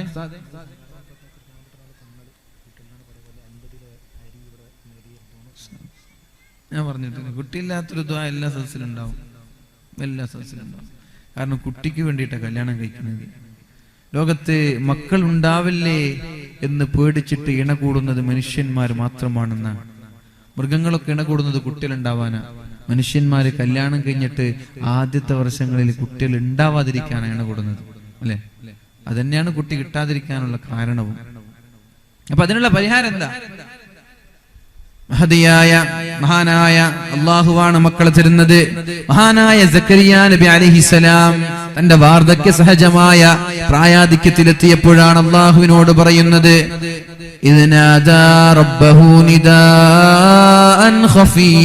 കേൾക്കണേ, മക്കളുള്ളവരും ഇല്ലാത്തവരും കേൾക്കണേ. മഹാനായ സക്കരിയ നബി അലൈഹിസ്സലാം അല്ലാഹുവിനോട് ദുആ ചെയ്യുകയാണ്. ഖാല റബ്ബി ഇന്നി വഹനൽ അൽമു മിന്നി വസ്തഅല അർറഅസു ശൈബാ. അല്ലാഹുവേ, എന്റെ ഹൃദയം, എന്റെ ശരീരത്തിന്റെ എല്ലുകൾ ശോഷിച്ചു പോയിരിക്കുകയാണ്, ശുഷ്കിച്ചു പോയിരിക്കുകയാണ്. എന്റെ ശരീരത്തിന്റെ എല്ലുകൾ ദ്രവിക്കാൻ തുടങ്ങിയിട്ടുണ്ട്. എന്റെ തലയുടെ മുടിയെല്ലാം നരച്ചു പോയിട്ടുണ്ട്. ഇന്ന് നരക്കാറില്ല. ഇന്ന് എല്ലാവരുടെ മുടിയും കറുപ്പ് തന്നെ. 60 ആയാലും കറുപ്പാണ്, 70 ആയാലും കറുപ്പാണ്, 90 ആയാലും കറുപ്പ് തന്നെ. മഹാനായ സക്കരിയ നബി അലൈഹിസ്സലാം പറഞ്ഞു, അല്ലാഹുവേ അല്ലാഹുവേ അല്ലാഹുവേ, എന്റെ തലമുടി നരച്ചുപോയി, എന്റെ ശരീരമാകെ ശുഷ്കിച്ചു, ഞാൻ വാർദ്ധക്യ സഹജമായ ആ ഒരു രോഗത്തിലെത്തിയിട്ടുണ്ട്. എന്നിട്ട് അല്ലാഹുവിനോട് പറഞ്ഞു, അല്ലാഹുവേ അല്ലാഹുവേ അല്ലാഹുവേ, ഞാൻ നിന്റെ ദുആ ചെയ്തിട്ടൊരിക്കലും ദുആക്ക് ഉത്തരം കിട്ടില്ല എന്നൊരു നിരാശ എനിക്കില്ല. ഞാൻ ഇപ്പോഴും മക്കൾക്ക് വേണ്ടി ദുആ ചെയ്യുന്നുണ്ട്. എന്റെ തലമുടി നിരച്ചിട്ടുണ്ട്, എന്റെ കൈകാലുകൾ തളർന്നിട്ടുണ്ട്, എന്നാലും ഞാൻ ഇനി മക്കളെ ലഭിക്കില്ല എന്നൊരു നിരാശ എനിക്കില്ല. നീ മക്കളെ തരുമെന്ന പ്രതീക്ഷയാണ് എനിക്കുള്ളത്. അത് തന്നെയാണ് നവദമ്പതിമാർക്ക് വേണ്ടത്. മക്കളില്ലാത്ത ദമ്പതികൾക്കും വേണ്ടത് അത് തന്നെയാണ്. ഉസ്താദുമാരോട് ദുആ ചെയ്യാൻ പറയാം, പക്ഷേ ഉസ്താദുമാരല്ല മക്കളെ തരുന്നത്. തങ്ങന്മാരോട് ദുആ ചെയ്യാൻ പറയാം, തങ്ങന്മാരല്ല മക്കളെ തരുന്നത്. ജ്യോത്സ്യന്മാരുടെ അടുത്തേക്ക് പോവല്ലേ, അത് കുഫറിന്റെ ഭാഗമാണ്. ജ്യോത്സ്യന്മാരുടെ അടുത്തേക്ക് പോവല്ല. ഡോക്ടർമാരോട് പറയാം, എന്തെങ്കിലും കാരണങ്ങൾ ഉണ്ടോ എന്ന് അന്വേഷിക്കാം. പക്ഷേ കാരണങ്ങളെല്ലാം ലെവലായി, എല്ലാം മരുന്ന് കഴിച്ചൊരു കുഴപ്പമില്ലെങ്കിലും മക്കളില്ലാത്ത ആളുകൾ 100 കണക്കിന് ആളുകളുണ്ട്. കാരണം മക്കളെ തരുന്നത് ഡോക്ടറുമല്ല, അതാണ് അല്ലാഹുവാണ്. ആ റബ്ബിനോടാണ് തലമുടി നരച്ചിട്ടും ചോദിക്കുന്നത്. നിരാശ വന്നിട്ടില്ല, പ്രതീക്ഷ കൈവിട്ടിട്ടില്ല. അല്ലാഹുവിനോട് പറഞ്ഞു, റബ്ബേ, എന്റെ തലമുടി നരച്ചിട്ടും ഞാൻ നിന്നോട് ചോദിക്കുകയാണ്, എനിക്കൊരു കുഞ്ഞിക്കാല് കാണണം. وإني خفت الموالي من ورائي وكانت امرأتي عاقرا فهب لي من لدنك وليا. അല്ലാഹുവേ, എന്റെ ഭാര്യ പ്രസവിക്കാത്ത ഒരു മച്ചിപ്പെണ്ണാണ്, എന്റെ ഭാര്യ പ്രസവിക്കാൻ കഴിവില്ലാത്തൊരു പെണ്ണാണ്. എന്നാലും ഫഹബ് ലി, എനിക്ക് നീ തരണം മിൻ ലദുക വലിയ, എന്നിൽ നിന്നൊരു കുട്ടി, ഒരു സംരക്ഷകൻ, ഒരു വലിയ നീ എനിക്ക് തരണേ എന്ന് ദുആ ചെയ്തു മഹാനായ സക്കരിയ നബി അലൈഹിസ്സലാം. അങ്ങനെ മുടിയൊക്കെ നരച്ചപ്പോഴാണ് അല്ലാഹു മറുപടി കൊടുക്കുന്നത്. യാ സക്കരിയ, സക്കരിയ നബിയേ, ഇന്നാ നുബശ്ശിറുക ബിഗുലാമിൻ ഇസ്മുഹു യഹ്യ. അല്ലാഹു തന്നെ പേരുമിട്ട് കൊടുത്തു, നിനക്ക് യഹ്യ എന്ന് പേരുള്ള മകനെ ഞാൻ തരാൻ പോവുകയാണ്. എപ്പോഴാണ് അത് ലഭിക്കുന്നത്? തലമുടി നരച്ചപ്പോഴാണ്, ശരീരത്തിന്റെ എല്ലുകൾ ക്ഷയിച്ചപ്പോഴാണ്. എന്നിട്ട് അല്ലാഹുവിനോട് സക്കരിയ നബി പറഞ്ഞു, അല്ലാഹുവേ, അന്നാ യകൂനു ലീ ഗുലാം, എനിക്ക് എങ്ങനെയാണ് ഇനി കുട്ടിയുണ്ടാവുന്നത്? എന്റെ ഭാര്യ മച്ചിയാണല്ലോ, എനിക്കാണെങ്കിൽ പ്രായം 50ഉം 60ഉം പ്രായാധിക്യത്തിലെത്തിയിട്ടുണ്ടല്ലോ, ഇനി എങ്ങനെയാണ് എനിക്ക് കുട്ടിയുണ്ടാകുന്നത് എന്ന് മഹാനായ സക്കരിയ നബി അലൈഹിസ്സലാം ചോദിക്കുമ്പോഴാണ്, ശ്രദ്ധിക്കണേ സഹോദരന്മാരെ, സഹോദരിമാരെ, ശ്രദ്ധിക്കണേ, അല്ലാഹു പറയുന്ന മറുപടി എന്താണ്?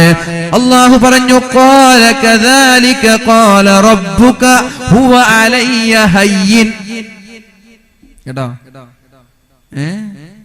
അപ്പോ സക്കരിയ നബി പറഞ്ഞു, അല്ലാഹു, ഇനി എങ്ങനെ എനിക്ക് കുട്ടി ഉണ്ടാവുക? ഈ ഒരു വാർദ്ധക്യത്തിലെത്തി വെടിയും കുത്തി നടക്കുന്ന എനിക്കിനി കുട്ടി ഉണ്ടാവാനോ? എന്റെ ഭാര്യയാണെങ്കിൽ മച്ചിപ്പെണ്ണാണ്, ഞാനാണെങ്കിൽ പ്രായത്തിന്റെ ആധിക്യം കൊണ്ട് കഷ്ടപ്പെടാണ്, എനിക്കിനി കുട്ടി ഉണ്ടാകുമോ? അപ്പൊ അല്ലാഹു പറഞ്ഞു, ഖാല കദാലിക ഹുവ അലയ്യ ഹയ്യിൻ ഖാല റബ്ബുക ഹുവ അലയ്യ ഹയ്യിൻ. എനിക്കത് വലിയ കാര്യമില്ല, മക്കളെ തരാന്ന് പറഞ്ഞാൽ എനിക്കൊട്ടും പ്രയാസമില്ല, എനിക്കതൊരു പ്രയാസമുള്ള വിഷയമല്ല. നിങ്ങൾ കിഴവനാണോ കിഴവിയാണോ ഒന്നും ഞാൻ നോക്കുന്നില്ല, എനിക്കതൊരു പ്രശ്നമുള്ള കാര്യമേ അല്ല. മനസ്സിലാകുന്നില്ല? മക്കള് തരുന്നത് ആരാ? റബ്ബാണ്, ഉടച്ചോനാണ്. അള്ളാഹുവിനോട് ചോദിച്ചാൽ അള്ളാഹു മക്കളെ തരും. അള്ളാഹുവിനത് നിസ്സാരമാണ്. പക്ഷേ നമ്മുടെ ചോദ്യം ആത്മാർത്ഥതയോടെ റബ്ബിനോട് ചോദിക്ക്. ലക്ഷങ്ങൾ ഡോക്ടറിന് കൊടുക്കുന്നതിന് പകരം ലക്ഷങ്ങൾ പള്ളിക്കും സ്ഥാപനങ്ങൾക്കും കൊടുക്കുക, എന്നിട്ട് റബ്ബിനോട് ചോദിക്ക്. ഒരു പക്ഷെ നിനക്ക് 60ാമത്തെ വയസ്സിലായിരിക്കും കുട്ടി ഉണ്ടാവുന്നത്. അതെനിക്ക് പ്രയാസമല്ല. നീ ഒരു കിഴവിയാണ് എന്ന് പറഞ്ഞിട്ട് പ്രസവിക്കാൻ നിനക്കും പ്രയാസം ഉണ്ടാവൂല. ഇത് അല്ലാഹുവിന്റെ തീരുമാനമാണ്. ഹുവ അലയ്യ ഹയ്യിൻ, ഇതെനിക്ക് പ്രയാസമുള്ള വിഷയമല്ല സക്കരിയ നബിയെ എന്ന് അല്ലാഹു സക്കരിയ നബിക്ക് മറുപടി കൊടുത്തു. അപ്പൊ സക്കരിയ നബിക്ക് എന്നിട്ട് വിശ്വാസമായില്ല. സക്കരിയ നബി ചോദിച്ചു, റബ്ബി ജഅൽനി ആയ, അല്ലാഹുവേ, എനിക്ക് നീ മക്കളെ തരുന്നുണ്ടെങ്കിൽ അതിന്റെ ഒരു ദൃഷ്ടാന്തം തരണം, അതിന്റെ ഒരു അടയാളം തരണം. അല്ലാഹു പറഞ്ഞു, ആയതുക അല്ലാ തുകല്ലിമൻ നാസ സലാസ ലയാലിൻ സവിയ. 3 ദിവസം താങ്കൾ ആരോടും സംസാരിക്കില്ല, അത് തന്നെയാണ് താങ്കൾക്കൊരു മകൻ ഉണ്ടാകുന്നു എന്നതിന്റെ ലക്ഷണം. അപ്പൊ വയസ്സരായ വൃദ്ധരായ ദമ്പതികൾക്ക് അല്ലാഹു മക്കളെ നൽകി. പിന്നെ 30 വയസ്സുള്ള നിങ്ങൾ പ്രതീക്ഷയൊക്കെ കൈവിടുക, അതിനൊന്നും ആവശ്യമില്ല. ദാറുൽ ഹുദ ഇസ്ലാമിക് യൂണിവേഴ്സിറ്റിയിലെ ഒരു ചാക്ക് പഞ്ചസാര ഏൽപ്പിക്കുന്ന ഒരു പരിപാടി ഉണ്ട്. ഇവിടെ ഒരാൾ ഏൽപ്പിച്ചു എന്ന് പറഞ്ഞു. അല്ലാഹു ആ സഹോദരി, ആ ദമ്പതികൾക്ക് അല്ലാഹു മക്കളെ തരട്ടെ, മക്കളെ കൊടുക്കട്ടെ. ആരൊക്കെയാണോ മക്കളില്ലാതെ വിഷമിക്കുന്നത്? കുവൈത്തിലൊക്കെ പോയപ്പോ 4-5 ആളുകളാണ് പറഞ്ഞത് 5ഉം 3ഉം 2ഉം വർഷമായിട്ട് മക്കളില്ല എന്നൊക്കെ. അല്ലാഹു അവർക്കൊക്കെ സാലിഹ്യങ്ങളായ സന്താനങ്ങൾ നൽകട്ടെ. അപ്പൊ ഒരു ചാക്ക് പഞ്ചസാര അത് ദാറുൽ ഹുദയിൽ ഏൽപ്പിക്കുക, പണ്ട് CH ഹൈദ്രോസ് ഉസ്താദ് ഏൽപ്പിച്ചതാണ്. അങ്ങനെ ഒരു നേർച്ച അങ്ങനെ ഉണ്ടായിട്ട് ഒരുപാട് കുട്ടികൾ ഉണ്ടായി. ആ കുട്ടിക്ക് പഞ്ചാരക്കുട്ടി എന്ന് പേരിട്ടിട്ടുണ്ട്. 10-15 വർഷമായി കുട്ടികളില്ല, പഞ്ചസാര കൊടുത്ത് കുട്ടി ഉണ്ടായി, കുട്ടിയുടെ പേര് പഞ്ചാരക്കുട്ടി. അങ്ങനെ ഇഷ്ടം പോലെ. അപ്പൊ നിങ്ങള് ഏതായാലും ഉസ്താദ് പറഞ്ഞല്ലേ, നോക്ക എന്നൊരു രീതിയിലാ കൊടുക്കുന്നെങ്കിൽ കുട്ടി ഉണ്ടാവൂല. അല്ലാഹു തരുമെന്ന പ്രതീക്ഷയോടെ നിങ്ങൾ ഒരു ചാക്ക് പഞ്ചസാര കൊണ്ടുപോയി നേർച്ചാക്കി കൊടുക്കി. മക്കളല്ലേ കിട്ടാൻ പോകുന്നത്, ഇനി കിട്ടിയതിന് ശേഷം കൊടുക്കുക, അത് നേർച്ച തന്നെയാണ്. പക്ഷെ അതിനേക്കാളും ഒരു ഒപ്റ്റിമിസ്റ്റ്, ഒരു ശുഭാപ്തി വിശ്വാസമുള്ള നേർച്ച ഏതാ? കുറച്ചും കൂടി സ്ട്രോങ് ആയിട്ടുള്ള നേർച്ച ഏതാ? കൊണ്ടുപോയിട്ട് ഒരു ചാക്ക് അവിടെ കൊടുക്കുക, എന്നിട്ട് ദുആ ചെയ്യിപ്പിക്കുക. അല്ലാഹു തരും. ഹുവ അലയ്യ ഹയ്യിൻ, എനിക്കതൊന്നും ഒരു കാര്യമില്ല, മക്കളെ തരാന്ന് പറഞ്ഞാൽ എനിക്ക് റിസ്ക്കുള്ള വിഷയമൊന്നുമല്ല. അല്ലാഹു നമ്മൾക്കൊക്കെ മക്കളെ തരട്ടെ, അല്ലാഹു നമ്മൾക്കൊക്കെ മക്കളെ തരട്ടെ. അതേപോലെ തന്നെ വേറൊരാൾക്ക് മക്കളെ നൽകി. നമ്മൾ വിചാരിച്ചു ഭാര്യയും ഭർത്താവും ശാരീരികമായി ബന്ധപ്പെട്ടാലേ മക്കളുണ്ടാവും. എന്നാൽ ഭർത്താവില്ലാതെ മക്കളെ കൊടുത്തിട്ടുണ്ട്. ഭർത്താവില്ല, മക്കളുണ്ട്. എന്നാ പിന്നെ മതിൽ ചാടിയതാണോ? അതുമല്ല. എനിക്കത് എളുപ്പമാണ്, ഞാൻ എങ്ങനെ മക്കളെ കൊടുക്കും? ഒന്നുമില്ലാത്ത മണ്ണിൽ നിന്നല്ലേ ആദം നബിയെ ഞാൻ സൃഷ്ടിച്ചത്. ആദം നബി പ്രസവിച്ചിട്ടാണോ ഹവ്വാ ബീവി ഉണ്ടായതല്ല. ആദം നബിയുടെ വാരിയലിൽ നിന്നൊരു കഷ്ണം, അതിൽ നിന്നാണ് ഹവ്വാ ബീവിയെ അള്ളാഹു സൃഷ്ടിക്കുന്നത്. എനിക്കത് എളുപ്പമാണ്. അപ്പൊ എവിടെ മക്കളൊക്കെ എവിടെ? അതിന്റെയൊക്കെ കേന്ദ്രം എവിടെ? അത് അള്ളാഹുവിന്റെ അടുത്താണ്. പടച്ചവനോട് ചോദിക്കണം.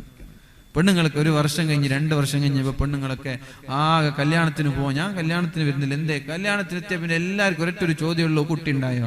ഇല്ല. എന്തേ അമ്മോ? എന്താ കുട്ടി ഉണ്ടാ? അമ്മോ, നമ്മളെ ഭർത്താവ് കുട്ടി തരുന്നത് അല്ലെ? നമ്മൾ തീരുമാനിക്കാണ് കുട്ടിയൊക്കെ. എന്തിനാണ് അങ്ങനെ ഒരു ചോദ്യം? കുട്ടി ഉണ്ടായെന്ന് ചോദിക്കുക, കുഴപ്പമില്ല, അറിയാൻ വേണ്ടിയിട്ട്. ഇല്ലാന്ന് പറഞ്ഞാൽ പിന്നെ ആർക്ക് കുഴപ്പമൊന്നും ചോദിക്കേണ്ട ആവശ്യമുണ്ടോ? നിനക്കാണോ കുഴപ്പം? അല്ല ഭർത്താവിനാണോ ഭാര്യയ്ക്കാണോ കുഴപ്പം തീർക്കാൻ വേണ്ടിയിട്ട് അവർ വരുന്നുണ്ടോ? അവർ തീർക്കോ കുഴപ്പങ്ങൾ? എന്നിട്ട് പുറത്തിറങ്ങാൻ പറ്റാത്ത എത്ര പെണ്ണുങ്ങളുണ്ടെന്ന് അറിയോ? ഇഷ്ടം പോലെ ഉണ്ട് പുറത്തിറങ്ങാൻ പറ്റാത്ത പെണ്ണുങ്ങൾ. അതുകൊണ്ട് അങ്ങനെ ചോദ്യമൊക്കെ നിർത്തിക്കുക. നിങ്ങൾ ഇന്ന് നിർത്തണം. അങ്ങനെ ഒരു ചോദ്യം ചോദിച്ചിട്ട് വിഷമിപ്പിക്കരുത്. ഏതായാലും മഹദിയായ മറിയം ബീവി റളിയല്ലാഹു അൻഹ മഹദി ഇങ്ങനെ ഇരിക്കുകയാണ്. അപ്പോഴാണ് ഒരു വീട്ടിലേക്ക് ഒരാൾ കടന്നു വരുന്നത്. ഫഅർസൽനാ ഇലൈഹാ റൂഹനാ ഫതമസ്സല ലഹാ ബശറൻ സവിയ്യാ.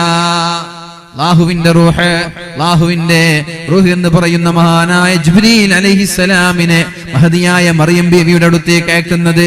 മറിയം ബീവി റളിയല്ലാഹു അൻഹ പേടിച്ചു പോയി. അന്യപുരുഷൻ ഒറ്റയ്ക്ക് ഇരിക്കുമ്പോഴാണ് ഒരു അന്യപുരുഷൻ വരുന്നത്. പടച്ചോനെ, അന്യപുരുഷൻ എന്ന് പറഞ്ഞിട്ട് മാറി നിന്നു മഹദിയായ മറിയം ബീവി. قالت إني أعوذ بالرحمن منك إن كنت تقيا. നിങ്ങൾക്ക് അള്ളാനെ പേടിയുണ്ടെങ്കിൽ ഒന്ന് മാറി നിന്നോ, ദയവ് ചെയ്ത് എന്നെ സ്പർശിക്കരുത്, എന്നെ തുടരുത്. നമ്മളൊക്കെ തൊടാൻ വേണ്ടിട്ട് നടക്ക അല്ലേ?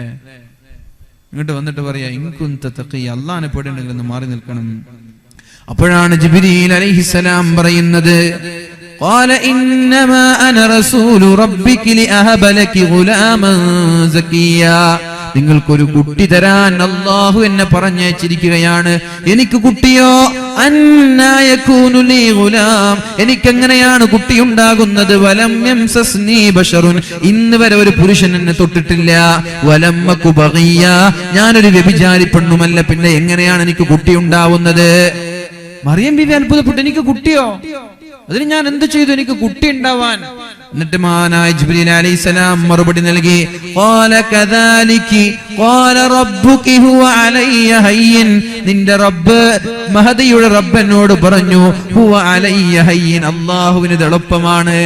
ആണില്ലാതെ കുട്ടിയെ കൊടുക്കാൻ അല്ലാഹുവിന് കഴിയും.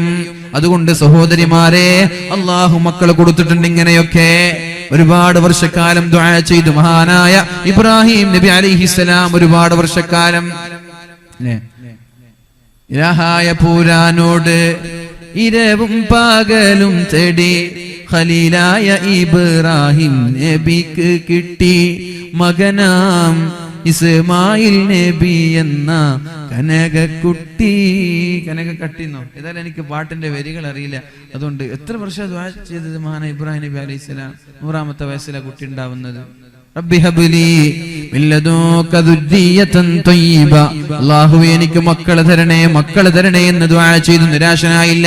100ാമത്തെ വയസ്സിൽ ഇബ്രാഹിം നബി അലൈഹിസ്സലാമിനും കുട്ടിയുണ്ടായി. അതുകൊണ്ട് കുട്ടിയുണ്ടാവാൻ അല്ലാഹു പറഞ്ഞത്, അബൂ ഹുറൈറ റളിയല്ലാഹു അൻഹുവിനോട് ആരെങ്കിലും കുട്ടിയില്ല എന്ന് പരാതി പറഞ്ഞാൽ അബൂ ഹുറൈറ റളിയല്ലാഹു അൻഹു പറയുന്നത്, ഇസ്തഗ്ഫിറൂ റബ്ബക്കും ഇന്നഹു കാന ഗഫാറാ യുർസിലിസ് സമാഅ അലൈക്കും മിദ്റാറാ വയുംദിദുകും ബിഅംവാലിൻ വബനീൻ. ഭാര്യയും ഭർത്താവും ഇസ്തിഗ്ഫാർ അധികരിപ്പിക്കണേ. അസ്തഗ്ഫിറുല്ലാഹൽ അലീം, അസ്തഗ്ഫിറുല്ലാഹൽ അലീം, അസ്തഗ്ഫിറുല്ലാഹൽ അലീം എന്ന് ഭാര്യയും ഭർത്താവും അധികരിപ്പിക്കണേ.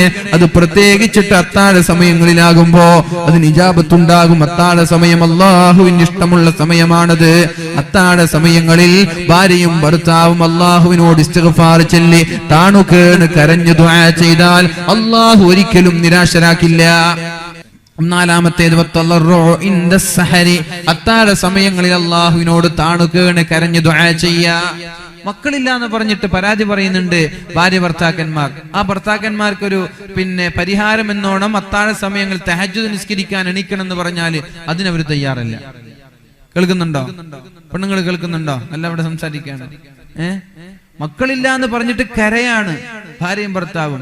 എന്നാലും മക്കളുണ്ടാവാൻ നിങ്ങൾക്കൊരു വഴി പറഞ്ഞു തരാം, നിങ്ങൾ തഹജ്ജുദ് നിസ്കരിച്ചിട്ട് ദുആ ചെയ്യ്. അതിനവര് തയ്യാറല്ല, റിസ്ക് എടുക്കാൻ തയ്യാറല്ല. ഇങ്ങനെ ഓസിക്ക് മക്കൾ കിട്ടണം അല്ലെ? റിസ്ക് എടുക്ക്, അപ്പൊ കിട്ടും ഇൻഷാ അല്ലാഹ്. അധ്വാനിച്ചാല് മക്കളെ കിട്ടും ഇൻഷാ അല്ലാഹ്. അള്ളാഹു നമ്മൾക്കൊക്കെ മക്കളെ തരട്ടെ. കല്യാണം കഴിഞ്ഞ എല്ലാ ദമ്പതികൾക്കും അള്ളാഹു സാലിഹീങ്ങളായ മക്കളെ തരട്ടെ. അത്താഴ സമയങ്ങളിൽ അള്ളാഹുവിനോട് ദുആ ചെയ്യണം. ഇനി അള്ളാഹ് മക്കളെ തന്നില്ലെങ്കിലോ?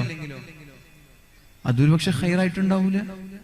ദുനിയാവിൽ മക്കളുണ്ടായി, ആ മക്കൾ ഏതെങ്കിലും അന്യ മതസ്ഥന്റെ കൂടെ ഒളിച്ചോടി, അതാണോ നല്ലത്? മക്കൾ ഉണ്ടാവാതിരിക്കലാണോ? ഏതാ? ഒരു പക്ഷെ അങ്ങനെ ഒരു കഥ ഉണ്ടെങ്കിൽ നിനക്ക് മക്കൾ ഇല്ലാതിരിക്കുന്നത് നല്ലത് അല്ലേ? നമ്മൾ ഒന്നും ദുആ ചെയ്യാൻ നോക്കിനാ ഷർറമാക്കളെ, പടച്ചോനെ നിന്റെ വിധിയിൽ എന്തെങ്കിലും ഒരു ഷർറായ വിധി നീ വിധിച്ചിട്ടുണ്ടെങ്കിൽ എന്നെ കാക്കണേന്ന് നമ്മൾ ദുആ ചെയ്യാറുണ്ട് സുബഹിയുടെ കുനൂത്തിൽ. അതിൽ ഒരു ദിവസത്തെ കുനൂത്തിൽ ദുആ അല്ലാഹ് സ്വീകരിച്ചു എന്ന് നമ്മൾ സങ്കല്പിക്കുക. അള്ളാഹു ഇങ്ങനൊരു കല ഉണ്ടായിരുന്നു, നമ്മൾക്കൊരു പെൺകുട്ടി ഉണ്ടാവണം, ആ പെൺകുട്ടി കല്യാണം കഴിയുന്നതിന് മുമ്പേ സ്കൂളിൽ നിന്ന് ഏതെങ്കിലും ഒരാളുടെ കൂടെ ഒളിച്ചോടണം എന്നൊരു കലാവ് ഉണ്ട്. അതൊരു ഷർറായ കലാണ്. പക്ഷെ ആ ദുആ സ്വീകരിച്ചത് കാരണം ഈ ഖലാഇനെ അല്ലാഹു മാറ്റി. കുട്ടി തന്നെ എനിക്ക് വേണ്ട, കാരണം കുട്ടി ഉണ്ടായാലും കുട്ടി ഒളിച്ചോടും. കുട്ടി തന്നെ വേണ്ട, മക്കളില്ല എന്ന് പറഞ്ഞിട്ട് വിഷമിക്കേണ്ട. ഒരു പക്ഷേ നിന്നെ അല്ലാഹു ഷർറിൽ നിന്ന്, ബുദ്ധിമുട്ടിൽ നിന്ന് അല്ലാഹു രക്ഷപ്പെടുത്തായിരിക്കും. അങ്ങനെ സമാധാനിക്കാം. മക്കൾ കിട്ടിയില്ലെങ്കിൽ ആഖിറത്തിൽ അല്ലാഹു അതിന്റെ പ്രതിഫലം തരും ഇൻഷാ അല്ലാഹ്. ഇൻഷാ അല്ലാഹ് അല്ലാഹു നൽകുമാറാവട്ടെ.